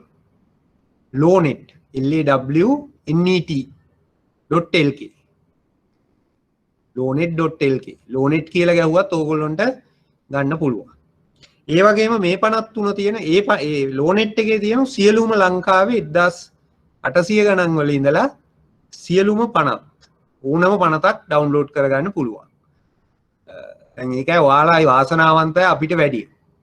අපිට ඔහොම කරගන්න බැරි වුණා. අපි ඉතින් ඒ කාලේ ලයිබ්‍රරියස් එකේ ගිහිල්ලා අර පොත් පෙරලා හොයලා ගන්න ඕන. දැන් අපිට ගෙදර ඉඳලා හැන්දෑවට FB යන වෙලාවේ මේකක් ඕනනම් බලන්න පුළුවන් බලන කෙනෙකුට. නේ? බලන කෙනෙකුට. බලනවද නැද්ද කියලා දන්නේ. හරි. ඕක තමයි. මේ ඒ වගේම මේකේ ගිහිල්ලා පුළුවන් ඕගොල්ලොන්ට මම මේ කතා කරපු ඕනෑම පනතක් ඩවුන්ලෝඩ් කරගන්න. විනිමය බිල්පත් ආඥා පනත, Payment and Settlement System Act, ඒ වගේම අපි කතා කරා සමාගම් පනත, වංචා වැළැක්වීමේ ආඥා පනත ඕන එකක් බලන්න පුළුවන්. හැබැයි ඒ ඔක්කොම නොබැලුවත් බලනවා නම් අඩුම වශයෙන් විනිමය බිල්පත් ආඥා පනත, Payment and Settlement System Act, එහෙම නැත්නම් ගෙවීම් සහ පියවීම් පද්ධති පනත, ඒ වගේම මේ මනි ලොන්ඩරින් වලට අපි කතා කරන මේ 53වත් අඩුම වශයෙන් බලනවා නම් හොඳයි. හැබැයි ඉතින් ඒ බැලුවේ නැති වුණත් එහෙම හිතන්න එපා. මේ ඕගොල්ලොන්ගේ එක්සෑම් එකට අදාළ වෙන කෑල්ල මම කතා කරනවා. හැබැයි ඕගොල්ලෝ නීතිය තවදුරටත් ඉගෙන ගන්න. එහෙම නැත්නම් මේකේ ඇත්තම තවදුරටත් මේක හරියට දැනගන්න ඕන නම් මොකද අපි මේ කතා කරන්නේ විභාගේ පාස් වෙන්නනේ. නමුත් විභාගේ පාස් වෙන එකට එහා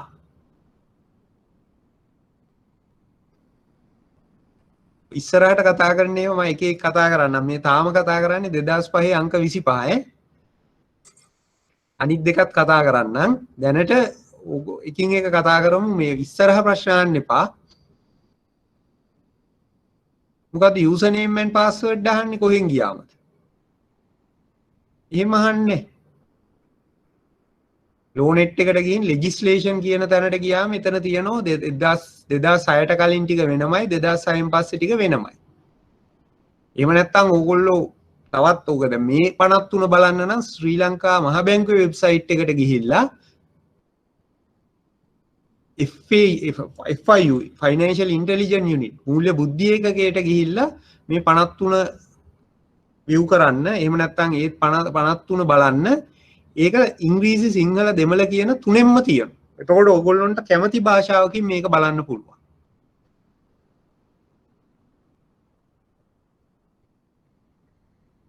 නැත්තම් ඕගොල්ලොන්ට ලේසි මේක තමයි ශ්‍රී ලංකා මහ බැංකුව ඒ මුකුත් ඕනේ නැහැ. ඕගොල්ලෝ Google එකේ නිකන් ටයිප් කරන්න ත්‍රස්තවාදී මූල්‍යකරණ මේ Terrorist Finance Act කියන එක 2005 අංක 25 කියලා. එතකොට ඒකේ version මේ සිංහල කියලා ගිහිල්ලා ඕනනම් බලන්න පුළුවන්. හරි නේද? දැන් අපි යමු පනත් වලට. පන කියන්නේ මූල්‍ය මුදා මේ ත්‍රස්තවාදී මූල්‍යකරණ පනතට. එතකොට මේකේ පළවෙනි යෙන් කියපු අර්ථ නිරූපණය පැහැදිලිනේ. අර්ථ නිරූපණය හැමෝම පැහැදිලි කරගන්න. මොකද අර්ථ නිරූපණය නැතුව තුන්වෙනි වගන්තිය තේරෙන්නේ නැතුව ඕගොල්ලොන්ට ඉස්සරහා කිසි දෙයක් තේරෙන්නේ නැහැ. දැන් තුන්වෙනි වගන්තිය මම කියපු දේ හැමෝටම තේරුණානේ.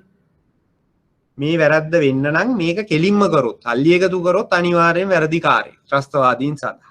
හැබැයි සල්ලි එකතු කිරීම විතරක් නෙවෙයි මේකට ඍජුව හෝ අක්‍රව ආධාර ලබා දීම, තැත් කිරීම, පොදු අරමුණින් ක්‍රියා කිරීම.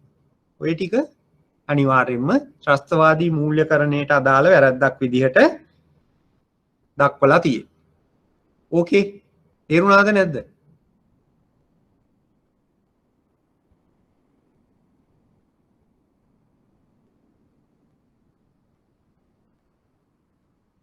ඊට පස්සේ ප්‍රශ්න දැන් උත්තර තේරුණා කියන්නෙත් නෑ. මොකද හරි ඊගාවට දැන් මේ පනතේ තුන්වෙනි වගන්තිය කියන්නේ මොකද්ද මේ වැරද්ද? ඊට පස්සේ පනතේ හතරවෙනි වගන්තිය කියනවා යම් කෙනෙක් තුන්වෙනි වගන්තියේ වැරද්ද කරලා තිබුණොත්, ඒ කියන්නේ තුන්වෙනි වගන්තියෙන් මුදල් එකතු කිරීමක් සිද්ධ කරලා තිබුණොත් යාට මොකද වෙන්නේ? එතකොට එසේ කරන කෙනෙකුට මහාධිකරණයේ තමයි නඩු පවරන්නේ. එතකොට අනිවාර්යයෙන්ම මෙවැනි වැරද්දක් යන්නේ මහාධිකරණයට. එතකොට චෝදනාවක් ලැබපු ගමන්ම මහාධිකරණයට තමයි ඉදිරිපත් කරන්නේ මෙවැනි වැරද්දක් මං කියවනේ අපරාධ වැරද්දක් කියලා. එතකොට ඒක මහාධිකරණයට තමයි ඉදිරිපත් කරන්නේ. ඊගාවට තුන්වෙනි වගන්තියේ විධිවිධාන වලට අනුව එකතු කරපු මුදල් මේ ඒකතු කරපු මුදල් අධිචෝදනාව ඉදිරිපත් කරපු මොහොතේම රාජසන්තක කරන. එහෙම නැත්නම් රාජසන්තක නෙමෙයි තහනම් කිරීමක් කරන්නේ මූලික වශයෙන්. ඒ කියන්නේ තහනම් කිරීමක් කරන. ඒ කියන්නේ නඩු විභාගයේ අවසාන වෙනකන් తాවකාලිකව ගිණුමක් නම් අක්‍රිය කරන. වෙනත් දේපලක් නම් එය වෙන කාටවත් පවරන්න බෑ කියලා තහනම් කිරීමක් කරන. ඒක තමයි කරන්නේ. එතකොට යම් පුද්ගලයෙක් මේ වැඩේ කරා කියලා දැනගෙන අධිචෝදනාව දීපු පළවෙනි මොහොතේ වැරදිකාරය වෙන්න ඕනේ. වැරදිකාරය වෙන්න ඕනේ හතරවෙනි වගන්තිය අනුව මේ වැරද්දට චෝදනා ලැබු මොහොතේම ඔහුගේ මේ නඩුව අවසාන වෙනකන් මේ දේපල තහනම් කිරීමක් සිද්ධ වෙනවා. ඒක තමයි මේකේ තියෙන විශේෂම தත්ත්වය. සාමාන්‍යයෙන් වෙන නඩුවක නම් නඩුව අවසාන වෙනකන් අපි කියන්නේ විත්තිකාරයා වැරදිකාරයා විදිහට සලකන්නේ නැහැ. නමුත් මේ ත්‍රස්තවාදී මූල්‍යකරණය කියන එක කොච්චර බරපතල වැරද්දක්ද කියනවා නම් මේකේ මුල් අවස්ථාවේ ඉඳලම යම් පුද්ගලයෙක් සැකකරුවෙක් වුණාම ඔහු වැරදිකාරයා විදිහට තමයි සලකන්නේ. එතකොට එයා වැරදි කරේ නෑ කියන එක ඔප්පු කිරීමේ වගකීම වෙන්නේ යාට. දැන් සාමාන්‍යයෙන් ඕක අනිත් පැත්ත. දැන් මිනිමරුමකදී සැකකාරයා මිනිමරුව කියලා ඔප්පු කරන්න ඕන පොලිසිය. එහෙම නැත්නම් දැන් පොලිසිය තමයි එයාට විරුද්ධව සාක්ෂි ගෙනල්ලා රජයේ අධිනීතිඥයෙක් නීතිපති විදිහට ඇවිල්ලා එයාගේ වැරද්ද ඔප්පු කරන්නේ. නමුත් මෙතන ඒක අනිත් පැත්ත. පළවෙනි මොහොතේම එයා වැරදිකාරයෙක් විදිහට සලකලා ඔහුගේ දේපල තහනම් කිරීමක් කරනවා. ඒක තමයි මේකේ තියෙන විශේෂත්වය. නඩු විභාගයේ අවසාන වෙනකම්ම ඒ දේපල තහනම් කිරීම ගිණුම් තියෙනවා නම් ඒවා ක්‍රියා විරහිත කිරීම සිද්ධ කරනවා. ඒ වගේම ඇතැම් වෙලාවකට ශ්‍රී ලංකා මහ බැංකුවට හිතෙනවා නම් මේක ප්‍රසිද්ධ කරන්න. සාමාන්‍යයෙන් අපි වැරදිකාරයෙක් වෙනකන් දැන් වෙන වැරද්දක නම් වැරදිකාරයෙක් වෙනකන් චූදිතයෙක් එහෙම නැත්නම් සැකකාරයෙක් විදිහට ඉන්නකොට සැකකාරයෙක්ගේ මූණක්වත් පෙන්වන්නේ නැහැ. ඕගොල්ලෝ දැකලා ඇති සැකකාරයෝ අරගෙන යනකොට අධිකරණයට ඉදිරිපත් කරන්න මූණු වාගෙන සරම් පොරෝගෙන එක්කියා. හැබැයි ශ්‍රී ලංකා මහ බැංකුවට අවශ්‍ය නම් මේ තහනම් කරපු දේපල ගත්ත පුද්ගලයාගේ දේපල මොනවද කියලා ප්‍රසිද්ධ කරන්න උනත් පුළුවන්. මෙන්න මේ අහවල් දේපල අපි ත්‍රස්තවාදී මූල්‍යකරණය කියන වැරද්දට සැකපිට තහනම් කරා. එතකොට යාළගේ විස්තර එක්ක ඒක කරන්න පුළුවන්. ඒ කියන්නේ මේක ඒ තරම් බරපතල වැරද්දක් විදිහට මේක මේ පනතෙන්ම සලසලා හඳුන්වලා තියෙනවා. ඊගාවට පනතේ පස්වෙනි වගන්තිය කියන්නේ යම් පුද්ගලයෙක් මේ වැරද්දට වැරදිකාරයා වුණොත් අර ඉහත අපි කියපු අර తాවකාලිකව තහනම් කරපු මුදල් සියල්ලම රාජසන්තක වෙනවා. ඒක දැන් හතරවෙනි වගන්තිය කියන්නේ ඉන්ටරිම් එක. එහෙම නැත්නම් අන්තර්කාලීන නඩුව අහනකම් මොකද වෙන්නේ මේ එකතු කරපු මුදල් සහ ඒ අවශ්‍ය දේපලට මොකද වෙන්නේ? ඒවා තහනම් කරලා තියෙනවා. ඒ වගේම ඉනුමක් නම් අක්‍රිය කරලා තියෙනවා. හැබැයි පස්වෙනි වගන්තිය කියන්නේ මේකට වැරදිකාරය විච්ච වහාම ඒ සියලු මුදල් රාජසන්තක කරන. ඒක තමයි කියන්නේ. ඊගාට මේ පනතේ 6 වෙනි වගන්තිය කියනවා මේ සම්බන්ධයෙන් අධිකරණ බලය තියෙන්නේ බස්නාහිර පළාත් බද මහාධිකරණයට කියලා. එතකොට ශ්‍රී ලංකාවේ කොහේ ත්‍රස්තවාදී මූල්‍යකරණය සම්බන්ධයෙන් වැරද්දක් සිද්ධ වුණත් අධිකරණ බල ප්‍රදේශය වෙන්නේ බස්නාහිර පළාත් බද මහාධිකරණය. එතකොට මේ වැරද්ද ශ්‍රී ලංකාවෙන් පිටත සිදු වුණා. ඒ පුද්ගලයා ලංකාවේ සිටී නම් ලංකාවේ පුරවැසියෙක් නම් ඒ වගේම ලංකාවේ නැවක එහෙම නැත්නම් ගුවන් යානයක මේ වැරද්ද සිද්ධ වෙලා තියෙනවා නම් ඒ ලංකාවේ හිටියාසේ සලකලා මේ වැරද්දට අපේ රටේ නීතිය අදාළ වෙනවා. මොකද ඇතැම් වෙලාවල් වලට වෙන රටක කෙනෙකුට එහෙම නැත්නම් අපේ රටේ නොවන මේ අපේ රටේ පුද්ගලයෙක් වෙන රටක ගිහින් මේ වැරද්ද කරොත් ඇතැම් වැරදි සඳහා අපිට බෑ ලංකාවේ නීතියෙන් දඬුවම් කරන්න. ඒක තමයි අධිකරණ බල ප්‍රදේශය කියලා කියන්නේ. එහෙම නැත්නම් අධිකරණ බලය සීමා වෙනෝ මේ අධිකරණ බල ප්‍රදේශයට. නමුත් මේ වැරද්දේ තියෙන බරපතලකම නිසාම මේක කියලා තියෙන්නේ මේ වරද ලංකාවෙන් පිටත සිදුවද. යා ඇත්තටම මේ වැරද්ද කරලා තියෙන්නේ වෙන රටක ඉඳලා. දැන් උදාහරණයක් විදිහට අපි හිතමු වෙන රටක ගිහින් වෙන අපරාධයක් කරලා ලංකාවට පැනලා આવොත් අපිට බෑ ලංකාවේ නීතියෙන් නඩු දාන්න. එතකොට අපිට තියෙන්නේ ඒ රටට ඒ අපි කියන්නේ උදර්පණය කියලා.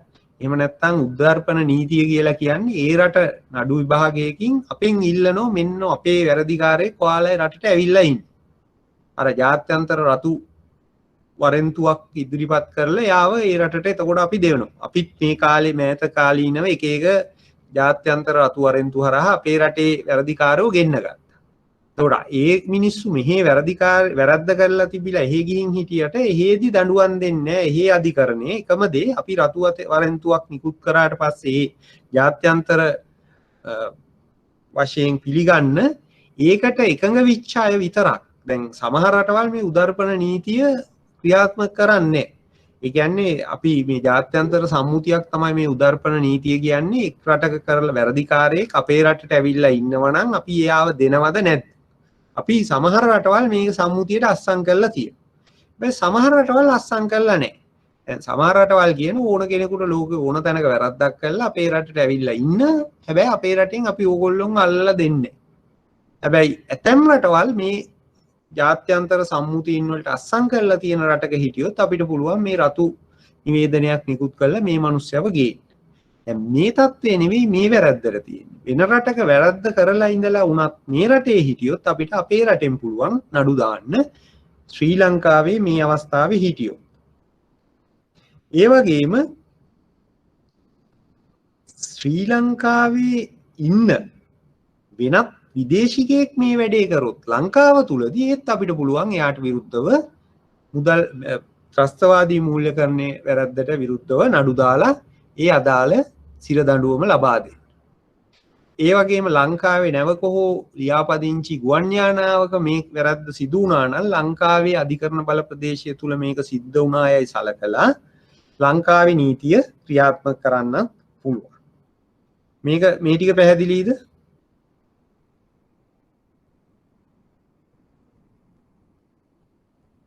මේ ටික පැහැදිලිද මං කියපු ටික? තේරුණාද නැද්ද?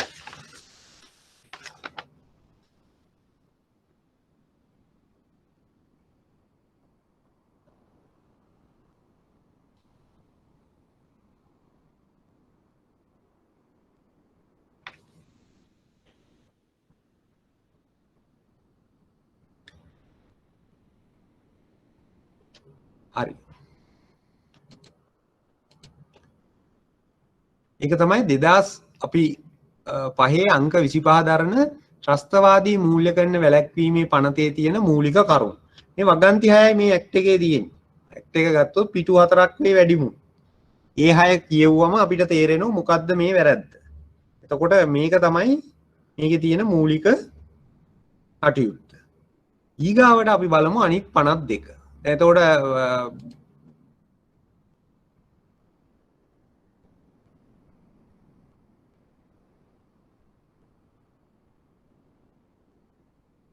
මොකක්ද අහන ප්‍රශ්නේ කලින් කියපු PP PEPS කැටගරි එකත් මේ ඇක්ට් එක එහෙමම බලපානවා.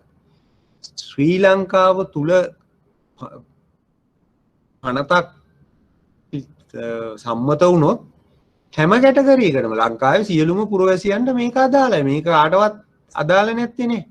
PEPS නෙමෙයි හැම ගොල්ලොන්ටම අදාළයි. ඇදිලිද?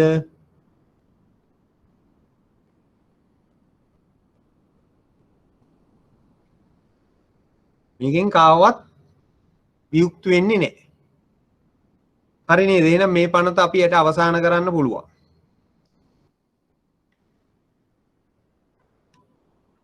හරි අනිත් ටියුට් එක බලන්න එහෙනම් එතකොට ඒකේ ඇත්තේ අනිත් දෙක ඊගාවට අපි බලමු 2006 අංක 5 දරන මුදල් විසුද්ධීකරණයේ වැළැක්වීමේ පනත. අරක සම්බන්ධයෙන් තාම මොනවා හරි ප්‍රශ්න තියෙනවා නම් අහන්න.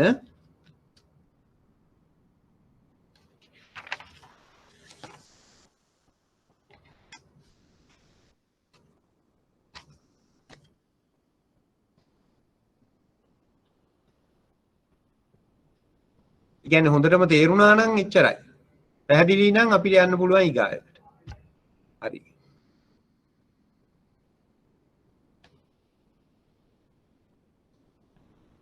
ඊගාවට අපි බලමු 2006 අංක 5 දන්න මුදල් විසුද්ධීකරණයේ වැළැක්වීමේ පනත.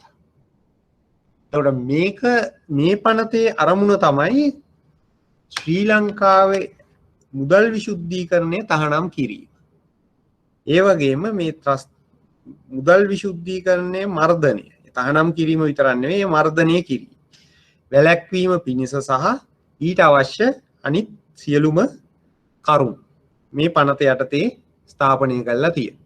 එතකොට ලංකාවේ මේක තහනම් කරලා තියෙන මුදල් විසුද්ධීකරණය ඒ වගේ මේ තහනම් කරපු දේ කරන අයව මර්ධනය කරන එක ඒ ක්‍රියාවලිය මර්ධනයට අවශ්‍ය නීති හදලා තියෙනවා.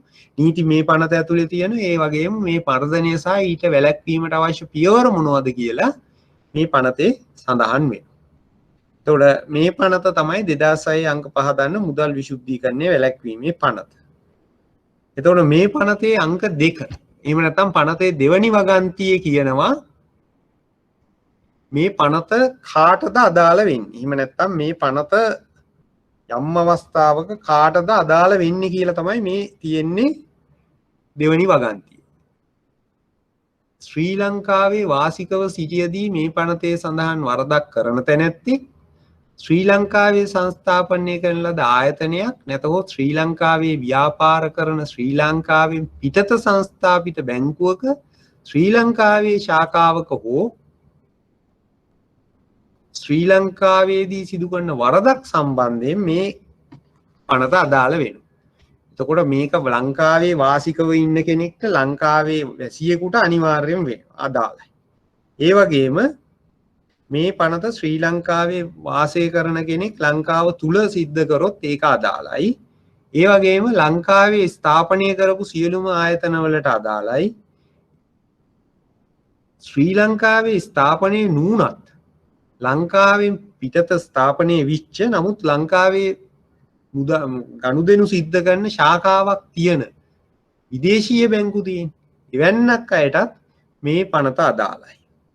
ඒ වගේම තමයි ශ්‍රී ලංකාවෙන් පිටත සංස්ථාපිත බැංකුවක ශ්‍රී ලංකාවේ ශාඛාවක හෝ ශ්‍රී ලංකාවේ සිද්ධ කරන ශ්‍රී ලංකාවේ ශාඛාවක් නුනත් ඒගොල්ලෝ ශ්‍රී ලංකාවේදී නම් මේක සිද්ධ කරේ ඒකටත් මේක මේ පනත අදාළයි. පැහැදිලිද අදාළත්වය?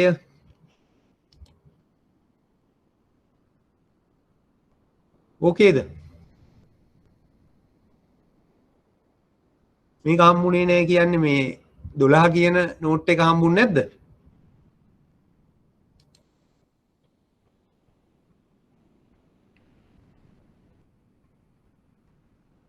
week 12 කියන මේ නෝට් එක හම්බුනේ නැද්ද? සමහරුන්ට හම් වෙලා සමහරුන්ට නැහැ. හම්බ වෙච්ච නැති කෙනා හම්බ වෙච්ච කෙනෙක්ගෙන් ඒක හොයාගන්න. තමට කලින් දාලා ඇති මේකේ මේ නම්බර්ස් වල ප්‍රශ්නයක් තියෙනවා. මේ වීක් 12 කියලා නෝට්ස් දෙකක් තියෙන්න පුළුවන්. මට එහෙම නම්බර්ස් වල ඉෂුව එකක් දැක්කා.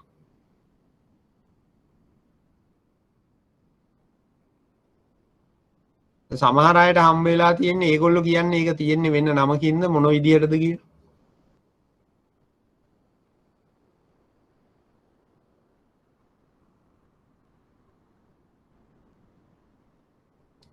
හරි ඊගාවට අපි බලමු මේ පනතේ තුන්වෙනි වගන්තිය තමයි කියන්නේ මොකද්ද මුදල් විසුද්ධීකරණය කියන්නේ. එහෙම නැත්නම් මුදල් විසුද්ධීකරණ වරද්ද සිද්ධ වෙන්නේ කොහොමද?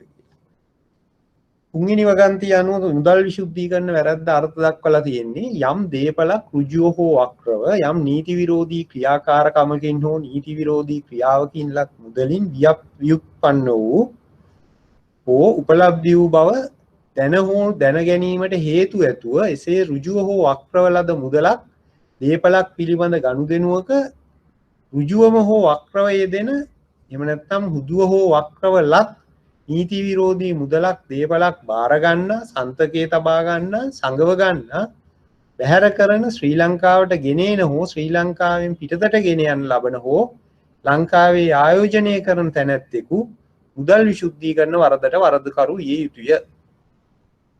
එවැනි පුද්ගලයෙකුට මහාධිකරණ නඩු විභාගයකින් පසු වරදකරු කරන අතර එවිට දේපලේ වටිනාකමට නොඅඩු දේපලේ වටිනාකම මෙන් 3 ගුණයකට නොවැඩි දඩයකට හා එහෙම නැත්නම් හෝ වසර 5කට නොඅඩු වසර 20කට නොවැඩි බරපතල වැඩ සහිත සිර දඬුවමකට හෝ එම දඬුවම් දෙකටම යටත් කළ හැකිය. මේකේ වරද්ද මොකද්ද දඬුවම මොකද්ද කියලා එකම වගන්තියේ පැහැදිලි වෙනවා. එතකොට මේ මුදල් විශුද්ධීකරණයේ වැරද්දකට මහාධිකරණයෙන් තමයි නඩු විභාගය කරන්නේ. එසේ නඩු විභාගයකින් පස්සේ වැරදිකාරයා වුණොත් ඒ මුදල් විශුද්ධීකරණය කරපු දේපලේ වටිනාකමට නොඅඩු දේපලේ වටිනාකමෙන් 3 ගුණයකට නොවැඩි දඩයකට හා ඒ වගේම හෝ කිව්වම දෙකම එක්ක දඩේ විතරයි එහෙම නැත්නම් දඩය සමග වසර 5කට නොඅඩු වසර 20කට නොවැඩි බරපතල වැඩ සහිත සිර දඬුවමකට හෝ එම දඬුවම් දෙකටම යටත් කළ හැකියි. ඒක තමයි දඬුවම. ඊගාට ඔය දඬුවමනේ. ඊගාට අපි බලමු මොකද්ද වැරද්ද කියලා. වැරද්ද කියන්නේ යම් දේපලක් ඍජුව හෝ වක්‍රව යම් නීති විරෝධී ක්‍රියාකාරකමකින් හෝ නීති විරෝධී ක්‍රියාවකින් අත් මුදලින් ව්‍යුත්පන්න වූ හෝ උපලබ්ධ වූ බව දැන හෝ දැන ගැනීමට හේතු ඇතුව එසේ ඍජුව හෝ වක්‍රව ලද මුදලක් දේපලක් පිළිබඳ ගනුදෙනුවක ඍජුවම හෝ වක්‍රව යෙදෙන ඍජුව හෝ වක්‍රව ලත් නීති විරෝධී මුදලක් දේපලක් බාර ගන්න සන්තකේ තබා ගන්න සංගව ගන්න බැහැර කරන ලංකාවට ගෙනෙන හෝ ලංකාවෙන් පිටතට ගෙන යන ලබන එහෙම නැත්නම් ලංකාවේ ආයෝජනය කරන තැනැත්තෙකු මේ සඳහා වරදකරු වෙනවා. එතකොට අපි එකින් එක ආයි බලමු එක සැරයක් මම කියන්නම්. නීති විරෝධී ක්‍රියාකාරකමකින් තමයි මේ මුදල ඉපයුනේ කියලා දැනගෙන ඍජුව හෝ වක්‍රව ඒ කියන්නේ ඍජුවම නීති විරෝධී ක්‍රියාකාරකමකින් මේක ඉපදෙන්න පුළුවන් නැත්නම් වක්‍රාකාරයකින් නීති විරෝධී ක්‍රියාකාරකමකින් ඉපදෙන්න පුළුවන්. ඒතර නීති විරෝධී ක්‍රියාකාරකම් මොනවද කියලා මම පස්සේ කියන්නම්. දැනට මේක මේ විදිහට මතක තියාගන්න. ඒතකොට නීති විරෝධී ක්‍රියාකාරකමකින් ඉපයුණු එක ඍජුව හෝ වක්‍රව එක්කෝ දේපල එහෙම නැත්නම් මුදල මේක මේ නීති විරෝධී ක්‍රියාකාරකමින් ආපු මුදල විතරක් නෙවෙයි මේක මේ මුදලින් ආපු ව්‍යුත්පන්න වූ දේපලක් වුණත් හරි. ඒ කියන්නේ අපි හිතමු මත්ද්‍රව්‍ය විකුණලා ගන්න මුදල් බැංකුවේ දාලා ඒකේ පොලියත් එතකොට මේකට අදාළයි. මුදලින් ව්‍යුත්පන්න වූ හා උපලබ්ධ වූ. එහෙම නැත්නම් මත්ද්‍රව්‍ය ගෙනාපු මුදලින් ගන්න වාහනෙත් මේක ඇතුලේ තියෙනවා. පැහැදිලි? ඊට පස්සේ මේක දැනගෙන හෝ දැන ගැනීමට හේතු ඇතුව. يعني අපි මේ දේපල නීති විරෝධී ක්‍රියාකාරකමකින් ලබා ගත්තා කියලා එක්ක දැනගන්න එක්ක ඒක දැනගන්න හේතු තියෙනවා. එසේ තියෙද්දි එම මුදල හෝ දේපල යම් ගනුදෙනුවක යොදවනවා නම් ඒ මුදල හෝ දේපල ගනුදෙනුවට ඍජුව හෝ වක්‍රව යොදවනවා නම් ඒ වගේම මේ දේපල බාර ගන්නවන සන්තකේ තබා ගන්නවන සංගවල තියා ගන්නවන ඒ වගේම ලංකාවෙන් පිටතට බැහැර කරනවා නම් එහෙම නැත්නම් ලංකාවට ගේනවන ලංකාව තුල ආයෝජනය කරනවා නම් ඔහු මේ වැරද්ද කරාසේ නීතියෙන් සලකනවා. පැහැදිලිද?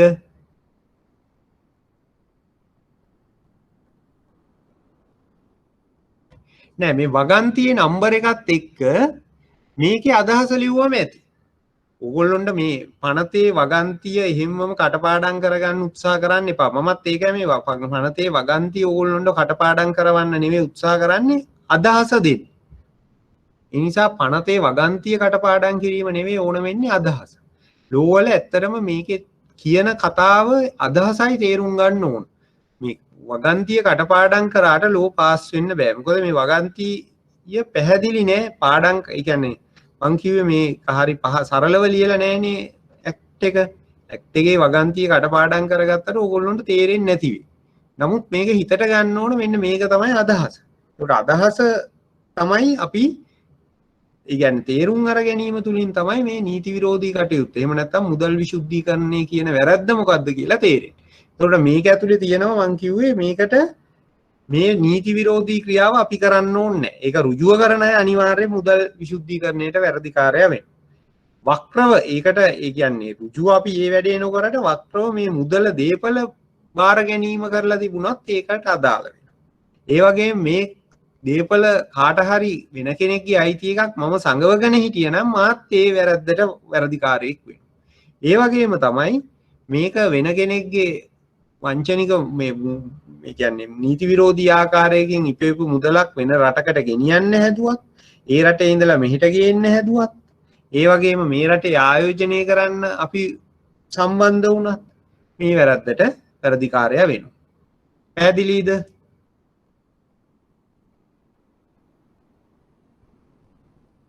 පැහැදිලිද නැද්ද?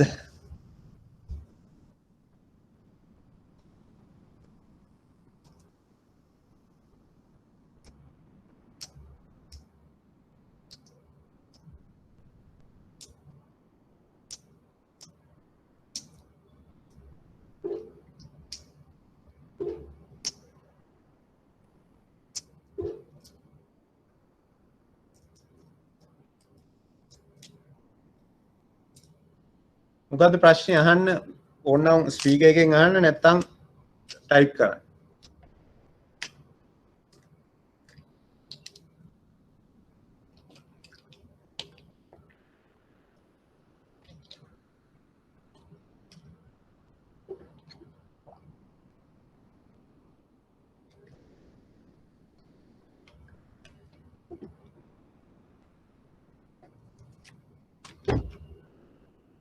ප්‍රශ්නයක් නැහැ නේ.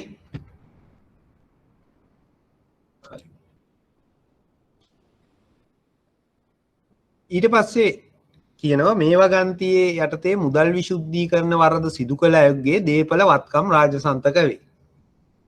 ඒ වගේම මේ වරදට අනුබල දීම කුමන්ත්‍රණය කිරීමද ඉහත දඬුවමට හේතු වේ. එතකොට මේ වැරද්ද කිරීම කරන්න ඕනේ මේකට අනුබල දුන්නත් ඊට කුමන්ත්‍රණය කරත් ඉහත දඬුවමම ලැබීමට හේතු වෙනවා. ඒ තමයි පනතේ තුන්වෙනි වගන්තියේ වැරද්ද සහ දඬුවම ලං කරලා තියෙන.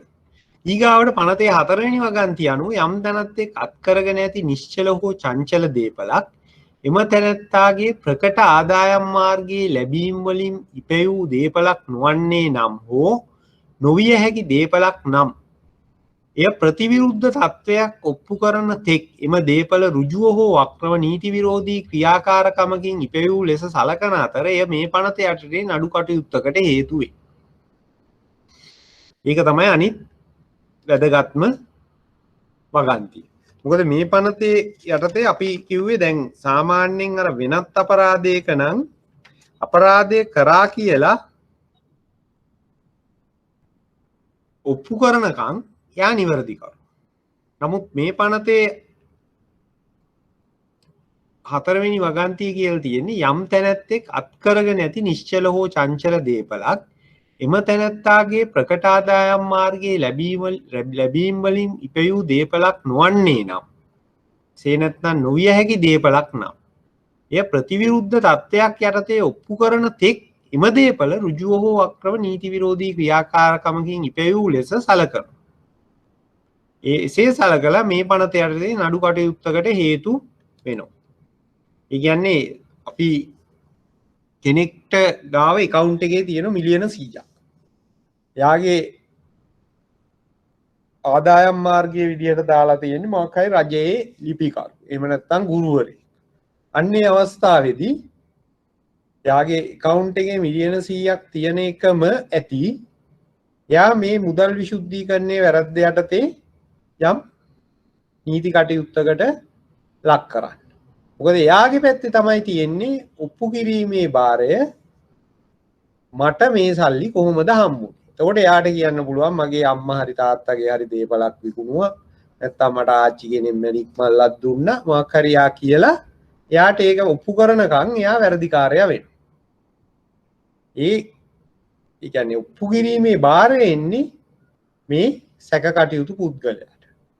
ඒ අවස්ථාවේදී අධිකරණයට එහෙම නැත්නම් ශ්‍රී ලංකා මහා බැංකුවේ මුදල් විශුද්ධීකරණය සම්බන්ධයෙන් කටයුතු කරන මූල්‍ය බුද්ධියෙක්කයට මූලික වශයෙන් එයාට විරුද්ධව විමර්ශනයක් පටන් ගන්න මහාධිකරණයේ නඩුවක් දාන්න පුළුවන්. එයා තමයි ඔප්පු කරන්න වෙන්නේ මේ මුදල් කොහොමද මට හම්බුනේ කියලා. ඒ කියන්නේ මූලික අවස්ථා ඒ කියන්නේ මේ ඔප්පු කිරීමේ වගකීම එන්නේ සැකකරන පුද්ගලයාට. අධිකරණයට ගිහිල්ලා පොලිසිය නෙමෙයි කියන්න ඕන මේ සල්ලි මෙයා මුදල් විශුද්ධීකරණයකින් තමයි අරගත්තේ කියලා. එයාට එයාගේ මුදල් එයාගේ සාමාන්‍ය ප්‍රකට ආදායම් මාර්ගයට ගැලපෙන්නේ නැත්නම් ඕනෑම අවස්ථාවක එයාට විරුද්ධව මුදල් විශුද්ධීකරණය යටතේ නඩු දාන්න පුළුවන්. එතකොට එයාගේ පැත්තෙන් තමයි උත්තර දෙන්න ඕන කොහොමද මේ සල්ලි මම හොයාගත්තේ. කොහොමද මට මේ සල්ලි හම්බුනේ කියලා. පැහැදිලිද හතරවෙනි වගන්තියත්?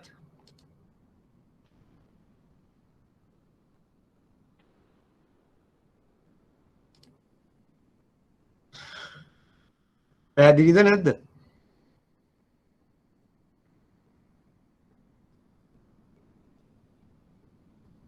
හරි. ඊගාවට මේ පනතේ 6 වෙනි වගන්තිය අපිට අදාළ වෙන එකක්. එහෙම නැත්නම් බැංකුකරුට අදාළ වෙන දේ. ඒ කියන්නේ යම් දේපලක් නීති විරෝධී ක්‍රියාකාරකමකින් ඉපයූ බවට තමා කරගෙන යන කර්මාන්තයක වෘත්තියක ව්‍යාපාරයක හෝ සේවා නියුක්තියක ක්‍රියාවලියේදී තමා ලබා ගන්නා තොරතුරු වලින් දන්නා හෝ විශ්වාස කළ හැකි වන විට ඒ තැනැත්තා හැකි ඉක්මනින් එම තොරතුරු මූල්‍ය බුද්ධියෙක්කේ වෙත ඉදිරිපත් හෙළිදරව් කළ යුතුය. එය පැහැර හරින පුද්ගලයෙකුට මහාධිකරණ නඩු විභාගයකින් පසු උපරිම 50000ක දඩයක් හා හෝ උපරිම මාසායක මන්දනාගාර ගත කිරීමක් හෝ එම දඬුවම් දෙකම ලැබීමට යටත් වේ. ඒ කියන්නේ යම් දේපලක් නීති විරෝධී ක්‍රියාකාරකමකින් ඉපයූ බවට තමා කරගෙන යන කර්මාන්තයක වෘත්තියක ව්‍යාපාරයක හෝ සේවා නියුක්තියක ක්‍රියාවලියේදී තමා ලබා ගන්නා තොරතුරු වලින් තමාට දැනෙනවනම් විශ්වාස කර හැකි වෙනම් ඒ අවස්ථාවේදී වහාම ඒ තොරතුරු මූල්‍ය බුද්ධියෙක්කයට වාර්තා කරන්න ඕන. එහෙම නැත්තම් ඒ හෙළිදරව් නොකිරීම සම්බන්ධයෙන් දැන් අපි හිතමු අපි බැංකුවක account එකක් අපේ ගාව ඕපන් කරන යම් පුද්ගලයෙක් ඇවිල්ලා එයා ගිණුම විවෘත කරන වෙලාවේ KYC එකේ දානවා මගේ ආදායම් මාර්ගය මොකක් හරි රජයේ ආයතනයක නිලධාරියෙක්. එහෙම නැත්නම් දානෝ සිල්ලර වෙළඳාම කියලා ගෙදර ඉස්සරහා තියෙන දාස ස්ටෝර්ස් කියලා. ඒතකොට මාසික ආදායම කියන එක යා දානෝ මාසෙකට රුපියල් ලක්ෂයක්. නැත්නම් ලක්ෂ 5. හැබැයි එහෙම තමයි මෙයා KYC එක පුරවන්නේ. අපි හිතමු රජයේ සේවකයෙක් තමාගේ වැටුප ගාන දානෝ මාසික ආදායම ලක්ෂයයි. හැබැයි එහෙම KYC එක පිරෙව්වට යාගේ account එකට දෛනිකව මිලියන ගණනක් සල්ලි තැන්පත් වෙනවා. එහෙම නැත්නම් මේ රටේ විවිධ තැන් වලින් ඩිපොසිට් වෙනවා. අන්නේ අවස්ථාවේදී බැංකු නිලධාරියට වගකීමක් තියෙනවා. ඒ කටයුතු කරන නිලධාරියට වගකීමක් තියෙනවා. ඒ බැංකුවේ කළමනාකරුට වගකීමක් තියෙනවා. මේක මූල්‍ය බුද්ධියෙක්කයට වාර්තා කරන්න මෙන්න සැක කටයුතු ගනුදෙනුවක් සිද්ධ වෙනවා. එහෙම නැත්නම් යම් ආකාරයක සැක කටයුතු ක්‍රියාවක් මුදල් විශුද්ධීකරණය සම්බන්ධයෙන් සැක කටයුතු ක්‍රියාවක් සිද්ධ වෙනවා. වහාම මේ සම්බන්ධයෙන් හොයා බලන්න කියලා ශ්‍රී ලංකා මහ බැංකුවේ මූල්‍ය බුද්ධියෙක්කයට අපි හෙළි කරන්න ඕනේ. එහෙම නැත්නම් දන්වන්න ඕනේ. එහෙම දැන්වීම පැහැරහැරීම කරන පුද්ගලයාට වැරද්දක් වෙනවා. ඒක මහාධිකරණ නඩු විභාගයකින් පසු උපරිම 50000ක එහෙම නැත්නම් හෝ මාස 6ක උපරිම මන්දනාගාර ගත කිරීම. නැත්තම් දෙකම වෙන්න පුළුවන්. අන්න ඒක අදාළ වෙන්නේ අනිත් කර්මාන්ත වලටත් ඇතැම් අයට දැන් විශේෂයෙන්ම වෘත්තිකයෝ විදිහට නීතිඥයෝ ගණකාධිකාරිවරු මේ සම්බන්ධයෙන් හොයන්න ඕන. ඒ වගේම විශේෂයෙන් සැක කටයුතු ගනුදෙනු සිද්ධ විය හැකි අපි අර ගිය සතියේ කතා කරපු දීපල සමාගම් මැණික් ඒ වගේම රත්තරන් සම්බන්ධ ව්‍යාපාර ඒ අය බලාගෙන ඉන්න ඕන ඒ ඇරුණම බැංකුවල විශේෂයෙන්ම ගනුදෙනුකාර සේවාව සපයන නිලධාරීන්ට වගකීමක් එනවා තමන්ගේ ගිණුමක් විවෘත කරලා තමන්ගේ බැංකු ගිණුම හරහා තමන්ගේ බැංකුවේ ගිණුම හරහා මුදල් විශුද්ධීකරණය කරගෙන යනකොට ඒ සම්බන්ධයෙන් තොරතුරු සැපයුවේ නැහැ කියලා. ඒක තමයි ප්‍රධාන වශයෙන් එන වගකීම. එහෙනම් අපි වහාම ඒ තොරතුරු ගන්නන්න ඕන ශ්‍රී ලංකා මහ බැංකුවේ මූල්‍ය බුද්ධි ඒකකයට. එහෙම දැන්ුවේ නැත්නම් අර කියපු විදිහේ 50000ක උපරිම දඩයක් හා හෝ උපරිම මාසායක සිර දඬුවමක්. නැත්නම් මේ දෙකම දක්වීමට හැකි. පැහැදිලිද?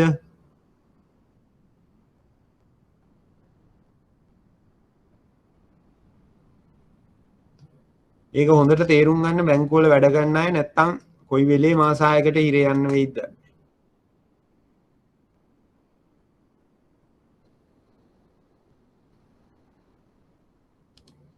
හරි.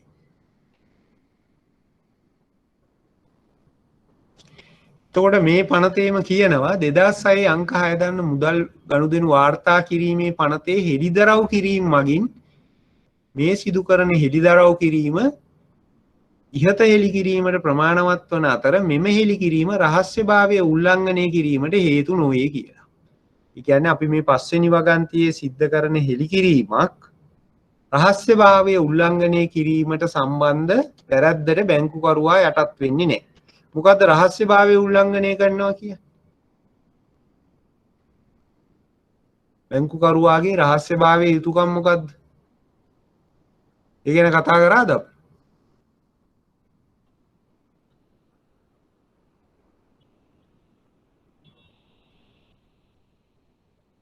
නැද්ද?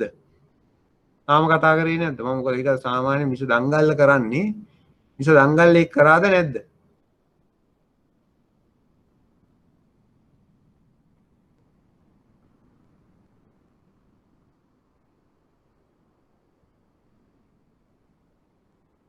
මොකද්ද බැංකුවරුවාගේ රහස්‍යභාවයේ යුතුකම කිය?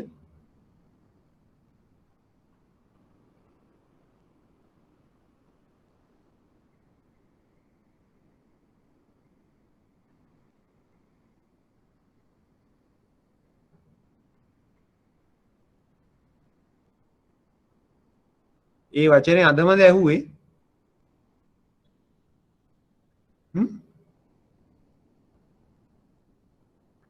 ඉක්මනට කියන්නේ එක්ක කරාද නැද්ද? ඒක තමයි මට දැනගන්න ඕන. කරලා තියෙනවා නම් ආයි ගැන කතා කරන්න නැතුව යමු. නැත්තම් මට ඒ ගැන කියලා දෙන්න වෙනවා. ඒකයි.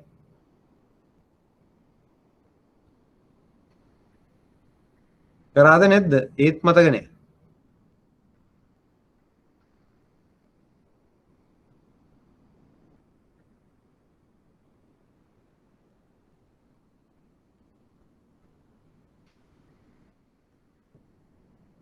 බැංකුකරු සහ ගනුදෙනුකරු අතර සම්බන්ධය කියලා පාඩමක් කරාද?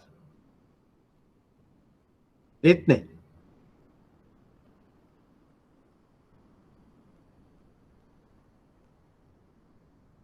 ඒකේ රහස්‍යභාවය සම්බන්ධයෙන් කරන්නේ නැතිනේ.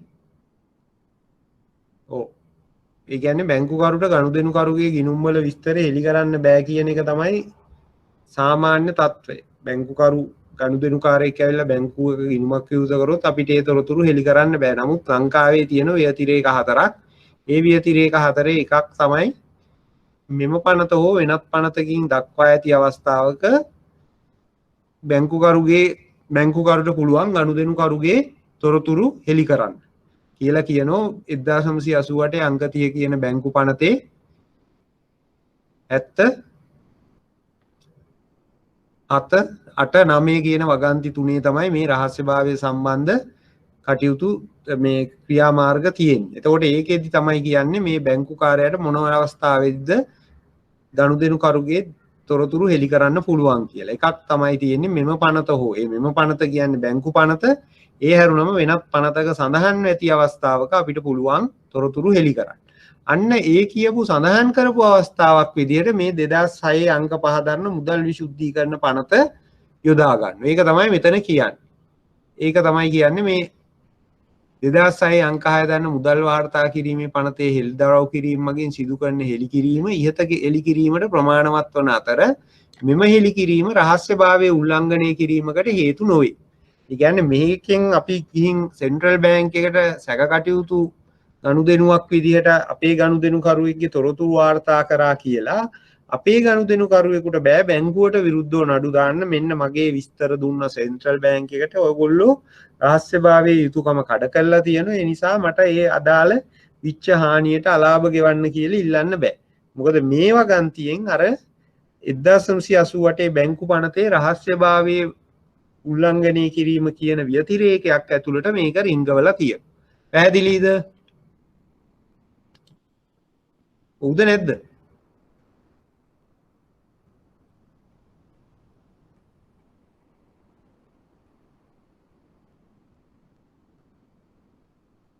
පැහැදිලිද නැද්ද? ඒක පැහැදිලි කියන්නත් නිකන් කම්මැලි වගේ නේ.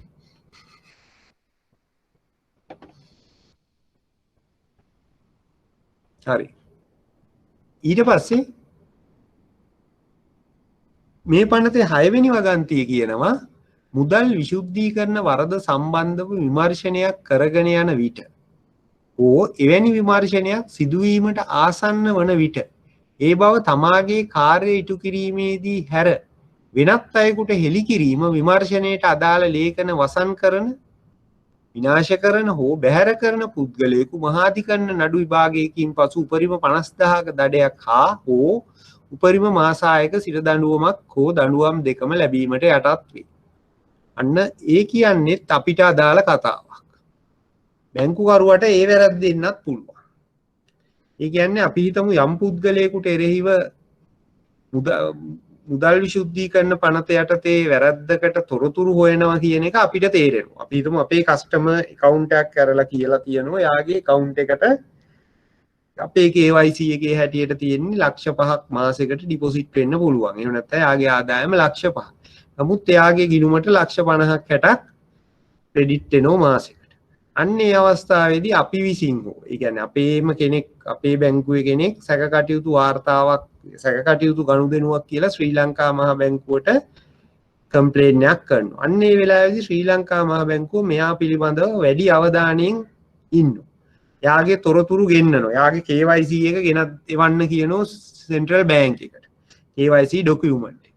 ඒ වෙලාවේදී අපි මෙයාගේ ගැන හිතලා එහෙම නැත්නම් කස්ටමර් එක්ක අපේ තියෙන සම්බන්ධය මත එයා යාළුයි මෙයාට දැන් අමාරුව වැටෙයි. එහෙම කියලා අපිට පුළුවන් ඕනනම් කස්ටමර්ට කියන්න ඔයා KYC එකක් අලුත් එකක් දෙන්න මේ පරණ බොරු එකක් දීලා තියෙන්නේ මේක වැරදි අලුත් එකක් දීලා අපි අලුත් එක යවමු. එහෙම නැත්නම් අරක අස්ථානගත කරලා දානෝ පරණ වැරදි එක. සෙන්ට්‍රල් බැංකයෙන් ඉල්ලුවාට පස්සේ එක්කෝ ඉරලා දානෝ නැත්නම් හොයාගන්න බැරි වෙන්න දාන. එහෙම නැත්නම් කස්ටමර්ට කියනෝ කතා කරලා දැන් ඔන්න සෙන්ට්‍රල් බැංකයෙන් ඔයා ගැන හොයනෝ ඔයාව මුදල් විශුද්ධීකරණ වැරද්දට අහු වෙන්න යන්නේ. එවැනි දෙයක් කරොත් අනිවාර්යයෙන්ම එවැනි අවස්ථාවක බැංකුකරු උපරිම 50000ක දඩයකට සහ හෝ මාසායක සිර දඬුවමකට ලක් වෙනවා. ඒ කියන්නේ මෙවැනි ගනුදෙනු සැකකටයුතු ගනුදෙනුවක් ගැන හොයන වෙලාවක අපිට ඒ සම්බන්ධයෙන් වෙන කෙනෙකුට තොරතුරු දෙන්න බෑ. කිසි කෙනෙකුට කියන්න බෑ. ඒ වගේම ඊට අදාළ සාක්ෂි අපෙන් ඉල්ලුවම ඒක දෙන්න ඕන. ඒවා හංගන්නවත් විනාශ කරන්නවත් ඒවා වෙනස් කරන්නවත් බෑ. ඒක තමයි අනිත් වගකීම. මේකත් එන්නේ විශාල වශයෙන් බැංකු කරුට. ඒක පැහැදිලිනේ. ඊගාවට 7 වෙනි වගන්තිය කියන්නේ යමෙක් මුදල් විශුද්ධීකරණ වරදට සම්බන්ධ ක්‍රියාකාරකමක යෙදෙන බවට සාධාරණ හේතු ඇති විට ඒ ක්‍රියාව තවත් සිදුවීම වැළැක්වීම සඳහා යම් ගිණුමක් දීපලක් තහනම් කිරීම එහෙම නැත්නම් ක්‍රියා විරහිත කිරීම පොලිස් අධිකාරීවරයෙකුට හෝ ඉන් ඉහළ නිලධාරියෙකුට සිද්ධ කර හැකියි. එතකොට අපිට සාමාන්‍යයෙන් කියන්නේ බැංකුවක ගිණුමක මුදල් ක්‍රියාකාරකම් එහෙම නැත්නම් ගනුදෙනු නවත්වීම කිසි කෙනෙකුට කරන්න බෑ. කෝට් ඕඩර් එකක් තමයි එන්න ඕනේ. එහෙම නැත්නම් අධිකරණ නියෝගයක් එන්න ඕන. අධිකරණ නියෝගයකින් අර බැංකුවේ එක්කෝ බැංකු ගනුදෙනුකරුට පුළුවන් මේ ගනුදෙනු නවත්වීමට නැත්නම් වෙන කෙනෙකුට නවත්තන්න බෑ. බැංකුවටවත් එහෙම නවත්තන්න බෑ. බැංකුවත් එහෙම නවත්තනවා නම් ඒක ගනුදෙනුකරුට දන්වලා සාධාරණ හේතුවක් සහිතව දන්නන්න ඕනේ. ඇයි අපි වාගේ ක්‍රෙඩිට් ගන්න නැත්තේ? ඇයි වාගේ ඩෙබිට් අපි දෙන්නේ නැත්තේ? අන්න ඒක තමයි අපි දැන්වීම කරන්න ඕනේ. එහෙම දැන්නුවේ නැතුව අපිට බෑ ගනුදෙනුකරුගේ ගිණුම ක්‍රියා විරහිත කිරීම හෝ තහනම් කිරීම කරන්න.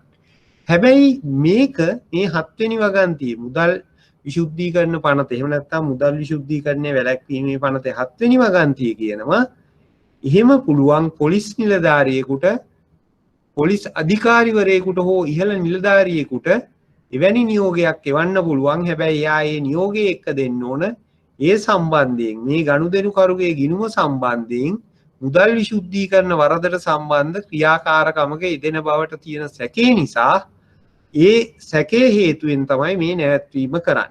අන්න ඒ අවස්ථාවේදී ඒක නවත්තන්න පොලිස් අධිකාරිවරයෙකුගේ ලිපියකට උනත් පුළුවන්. එයා විසින් නිකුත් කරන ලිපියකට පුළුවන්.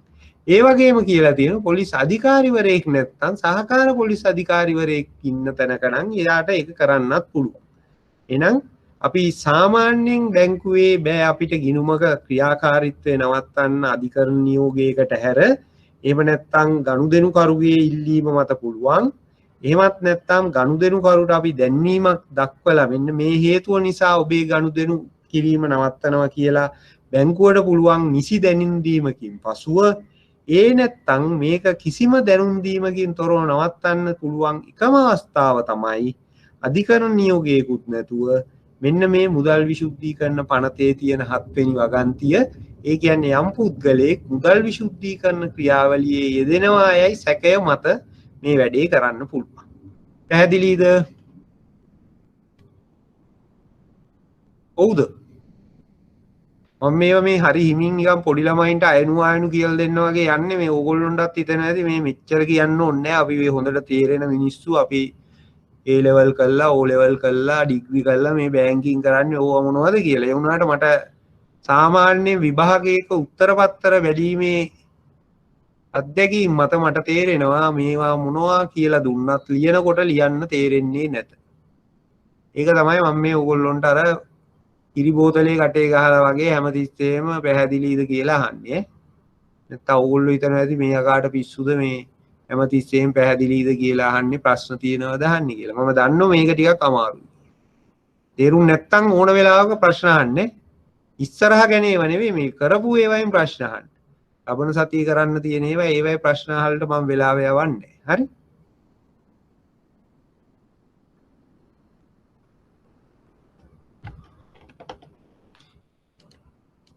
හරි ඊගාවට බලමු මේ පනතේ 13 වෙනි වගන්තිය.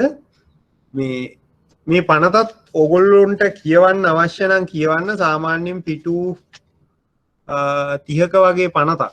එච්චර ලොකු පනතක් නෙවෙයි. හැබැයි මම අවශ්‍ය වගන්ති ටික ඕගොල්ලොන්ට කතා කරනවා. එතකොට හැම මේ මුළු පනතම කියවුවම අදහසක් ආවට අපිට විභාගයට අවශ්‍ය වෙන ටික තමයි අපි මේ වෙලාවේ වැඩි අවධානය යොමු කරලා කතා කරන්නේ.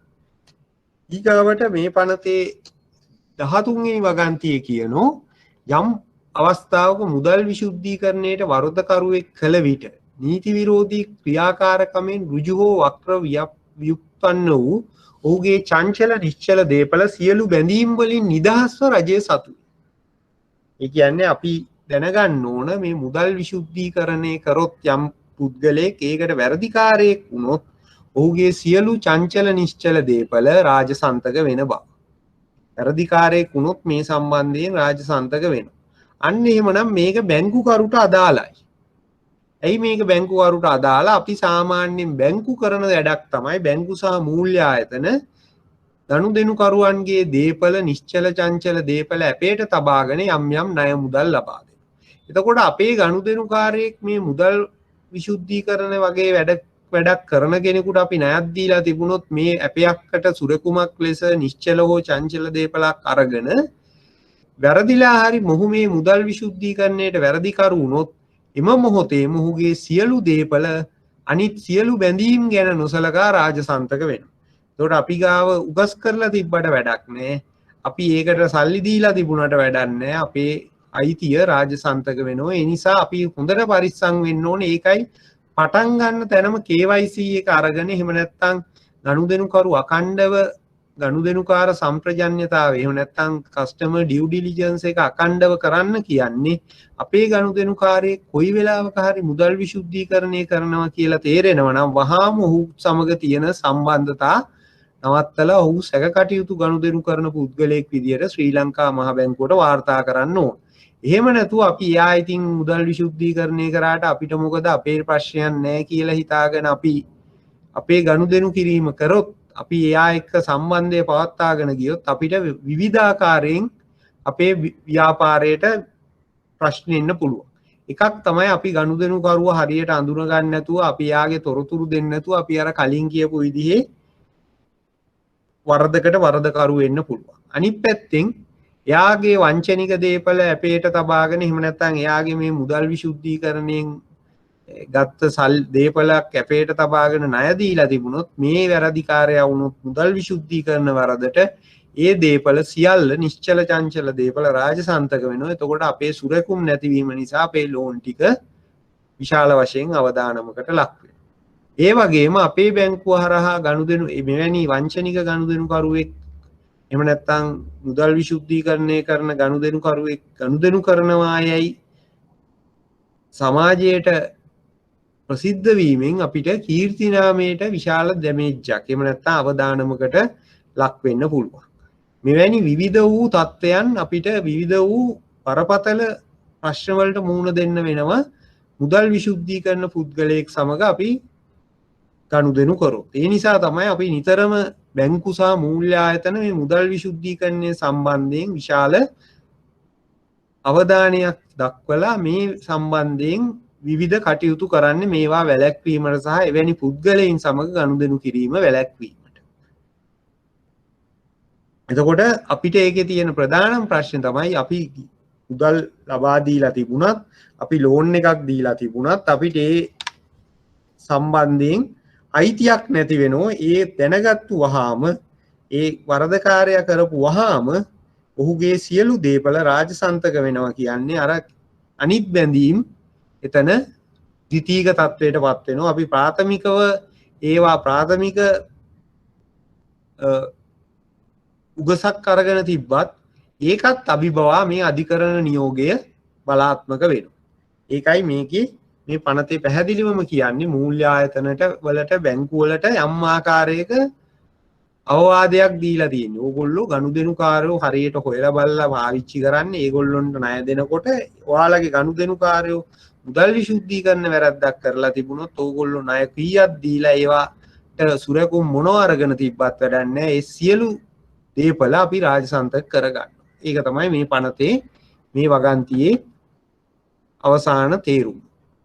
ඊගාවට පනතේ 17 වෙනි වගන්තිය කියනෝ මෙම වරද. ඒ කියන්නේ මේකත් විශාල ඒ කියන්නේ මේ වරදේ තියෙන බරපතලකම පෙන්වන්න තමයි කියලා තියෙන්නේ.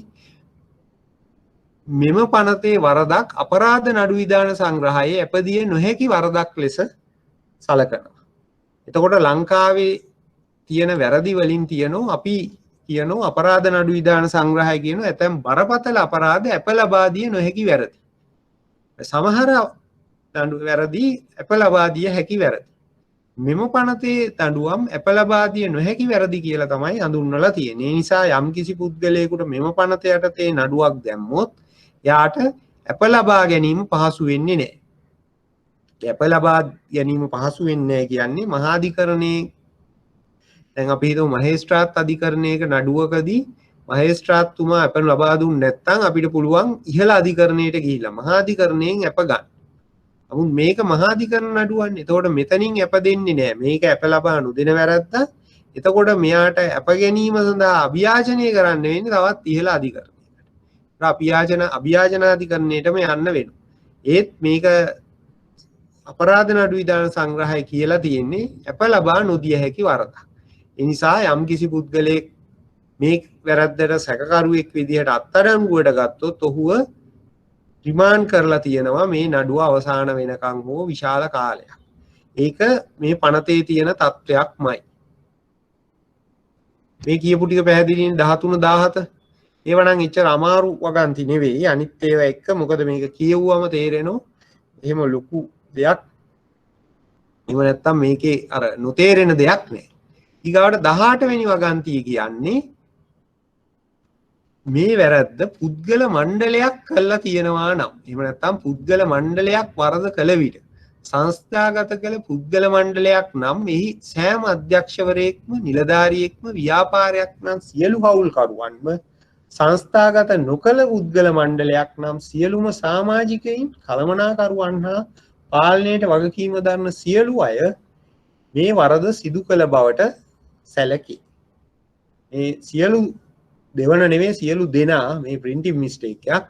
මේක සියලු දෙනා වරද සිදු කළ බවට සැලකේ කියලා තමයි තියෙන්නේ. එතකොට මේකේ 18 වෙනි වගන්තිය මොකක්ද කියන්නේ? මේක පුද්ගලයෙක් කරොත් එයා තමයි වැරදිකාරයා. හැබැයි පුද්ගල මණ්ඩලයක් නම් සංස්ථාගත කළ පුද්ගල මණ්ඩලයක් නම් ඒ සංස්ථාගත පුද්ගල මණ්ඩලයේ සියලුම අධ්‍යක්ෂවරු, නිලධාරීන්, ඒ වගේම ව්‍යාපාරයක් නම් සියලු හවුල්කරුවන් සංස්ථාගත නොකළ පුද්ගල මණ්ඩලයක් නම් එහි සියලුම සමාජිකයන් ඒ වගේම ඒකට සම්බන්ධ වෙන කළමනාකරුවන් පාලනයට වගකීම දරන සියලුම පුද්ගලයින් මේ වැරද සිදු කළ බවට සැලකෙනවා.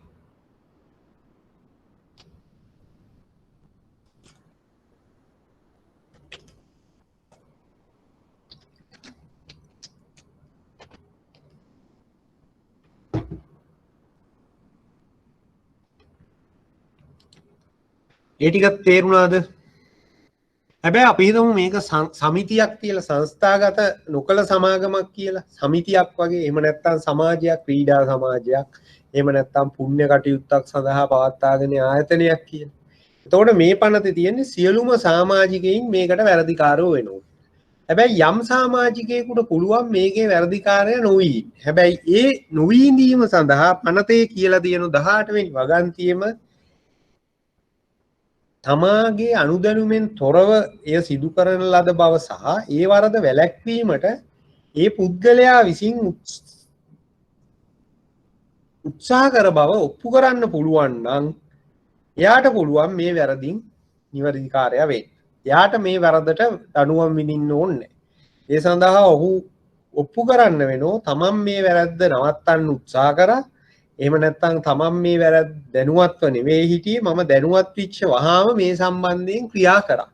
ඒ කියන්නේ එයාට ඇවිල්ලා පොලිසියට කියනවා නම් එයාට ඇවිල්ලා ශ්‍රී ලංකා මහා බැංකුවට කියනවා නම් මෙන්න මගේ එක්ක හිටපු මිනිස්සු ටික මුදල් විශුද්ධීකරණය කරනවා කියලා අන්න එයාට බේරෙන්න පුළුවන්. ඒක තමයි මේ දීලා තියෙන අවස්ථාව. ඒ කියන්නේ යම් ආයතනයක එහෙම නැත්නම් යම් සංස්ථාපනය කළ නොකළ ආයතනයක සියලුම සමාජිකයෝ මේ වැරද්දට වැරදිකාරයා කියලා දාලා ඒ වගන්තියම කියනවා මේකෙන් බේරෙන්න ඕන නම් එම සමාජිකයෝ මොකද කරන්න ඕන? නිසි උද්‍යෝගයෙන් යුතුව මේක වැළැක්වීම සඳහා කටයුතු කරන්න ඕන.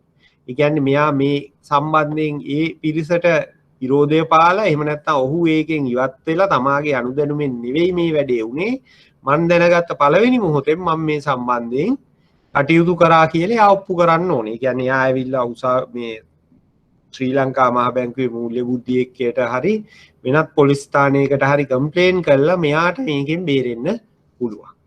පැහැදිලිද? පැහැදිලිද නැද්ද?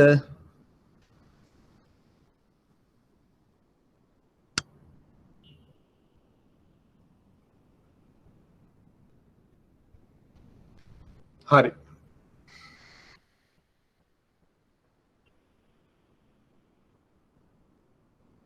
ඊට පස්සේ මේ පනතේ 28 වෙනි වගන්තිය කියන්නේ මේ වරදට ශ්‍රී ලංකාවේ පුරවැසියෙක් නොවනයෙක් සිරබාරයට ගත් විට ඔහු ජාතිකත්වය දරන රාජ්‍යයේ ආසන්නම නිසි නියෝජිත සමග සංදේශනය කිරීමට එම පුද්ගලයාට අවස්ථාව ඇත. ඒ කියන්නේ මේක වැරද්දට අපි වෙන රටක පුද්ගලයෙක් ලංකාවේදී අත්අඩංගුවට ගත්තොත් එයාට තමා ජාතිකත්වය දරන රාජ්‍යයේ ආසන්නම නිසි නියෝජිතයා සමග සංදේශනය කිරීමේ අවස්ථාව ලබා දෙන්න ඕන. එහෙම නැත්නම් එයාට ඒ ඔහුගේ தත්ත්වය අරයට පැහැදිලි කරලා මොකද්ද මේකට එයාට අවශ්‍යතාවයක් තියෙනවා නම් අපිට ඒ රජය සමග එකතු වෙන්න එයාට සම්බන්ධයෙන් කටයුතු කිරීමේ අවස්ථාව ලබා දෙන්න කියලා තමයි මේ පනතේ 28 වෙනි වගන්තිය කියලා තියෙනවා. ඊගාවට මතක තියාගන්න මේ 35 වෙනි වගන්තියේ තියෙනවා මේ පනතේ පාවිච්චි කරපු වචනවල අර්ථ නිරූපණය. ගොඩක් ඒ කියන්නේ ප්‍රශ්න පත්‍ර කීපයක මේ අර්ථ නිරූපණ සම්බන්ධයෙන් ප්‍රශ්න ඇවිත් තියෙනවා. ඒක නිසා මේ අර්ථ නිරූපණ එහෙම නැත්නම් මොකද්ද මේ 35 වෙනි වගන්තියෙන් අපි දැන් මේ පනතේ ඇතැම් තැන්වල එක එක වචන දක්වලා තියෙනවා. අන්නේ වචනවල තේරුම මොකද්ද කියන එක ඇහුවම අපිට හිතෙන තේරුම ලිව්වට උත්තර දෙන්නේ ලකුණු දෙන්නේ නැත. මේ පනතේ පදයක් සම්බන්ධයෙන් පනතේ වචනයක් සම්බන්ධයෙන් මොකද්ද නිර්වචනය කියලා එහෙම නැත්නම් මොකද්ද තේරුම කියලා ඇහුවොත් මේ පනතේ 35 වෙනි වගන්තියේ තියෙන අර්ථ නිරූපණය තමයි ලියන්න ඕන. වෙන එකක් ලිව්වට වැඩක් නැහැ. වෙන ඒවා ගොඩක් වෙලාවට මේ පනතේ 35 වෙනි වගන්තියේ අර්ථ නිරූපණය සහ තමන්ගේ හිතට එන අර්ථ නිරූපණය වෙනස්. ඒ නිසා හිතේ ඒවා ලියලිවර වෙලා අපිට බැන බැන ඉන්න එපා. අපි හරියට ලියලත් පාස් කරලා නැහැ IBSL එක කියලා. මොකද මෙතන පැහැදිලිවම තියෙන්නේ මේ පනතේ මුදල් විසුද්ධීකරණ පනතේ නීති විරෝධී ක්‍රියාකාරකම් යනු මොනවාද? 2006 අංක 5 දන්න මුදල් විසුද්ධීකරණ පනත අනුව නීති විරෝධී ක්‍රියාකාරකම් යනු මොනවාද? අන්න එතකොට මේකේ තියෙන එක තමයි ලියන්න ඕනේ. මේක මම දැන් කියන්නම් එක වෙන දේවල් ලියලා වැඩක් නැත. නීති විරෝධී ක්‍රියාකාරකම් වෙන ඒවා තියෙනවා. නමුත් මේ වෙලාවේ අපිට ඕන මේ කියන දේවල් විතරයි. එතකොට මේ තියෙන අර්ථ නිරූපණ ගත්තම පළවෙනි වචනයක් තියෙන මූල්‍යකරණය නොවන නාමෝදිෂ්ඨ ව්‍යාපාර කියලා.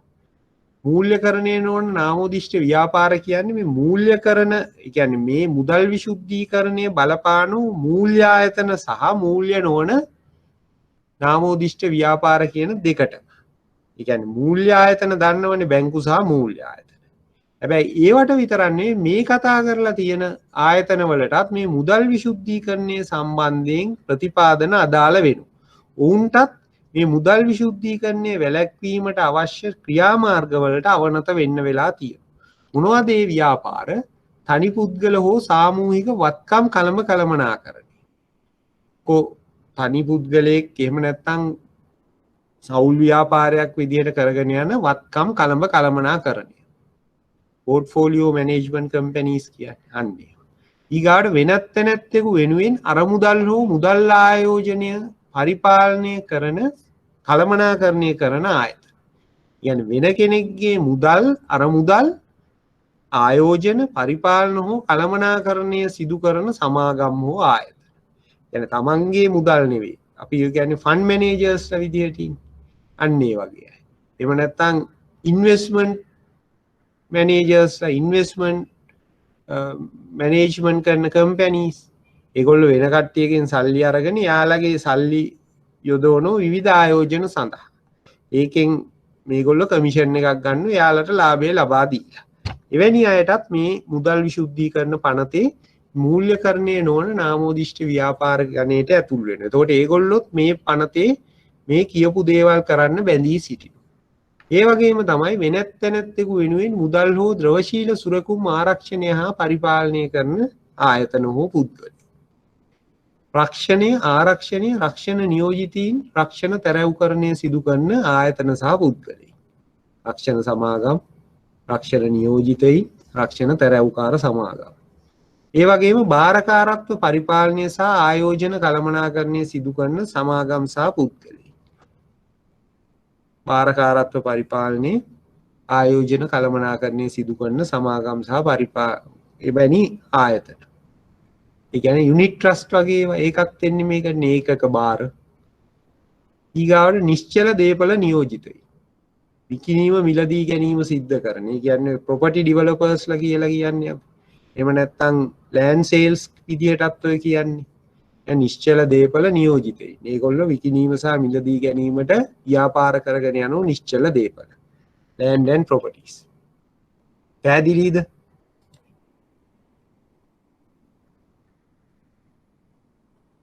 තේරුණානේ?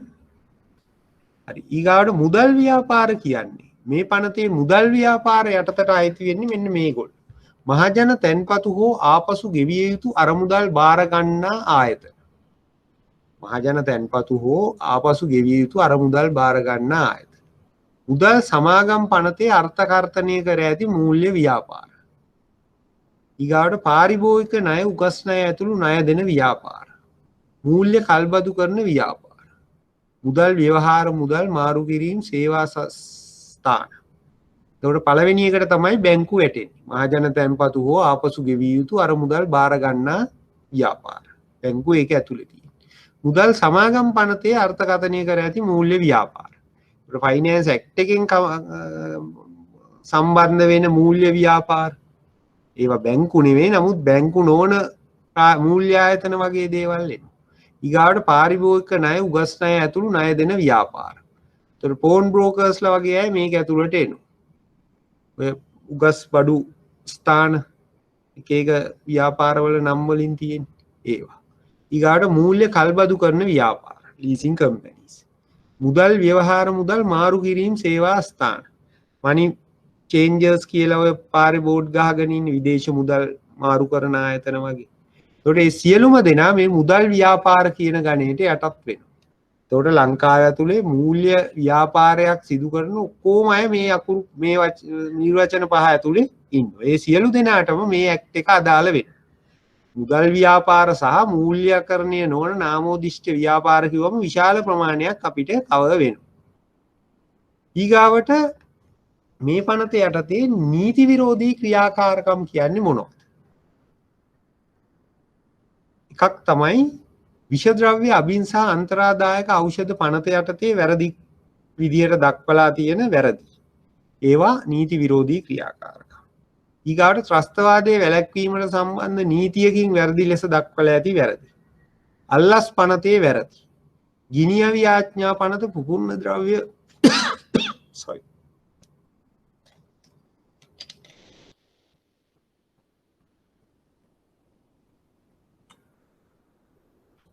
ගිනි අවි ආඥා පනත පුපුරන ද්‍රව්‍ය ආඥා පනත 1965 අන්තරාදායක ආයුධ පනත යටතේ වැරදි. ඒ වගේම අන්තර්ජාතික සංවිධානාත්මක අපරාධ සම්බන්ධ තත්කාලීන නීති. ළමයින්ට එරෙහි වැරදි සම්බන්ධයෙන් වන තත්කාලීන නීති. පුද්ගල ජාවාරම් සම්බන්ධ තත්කාලීන නීති. අවසාන වශයෙන් මරණ දණ්ඩනය හෝ අවුරුදු 7කට වැඩි බන්ධනාගාරගත කිරීමක් දඩුවම් ලෙස ලැබෙන සියලුම වැරදි මේ පනත යටතේ නීති විරෝධී ක්‍රියාකාරකම් කියලා නිර්වචනය වෙනවා. ඒ ටික පැහැදිලිද?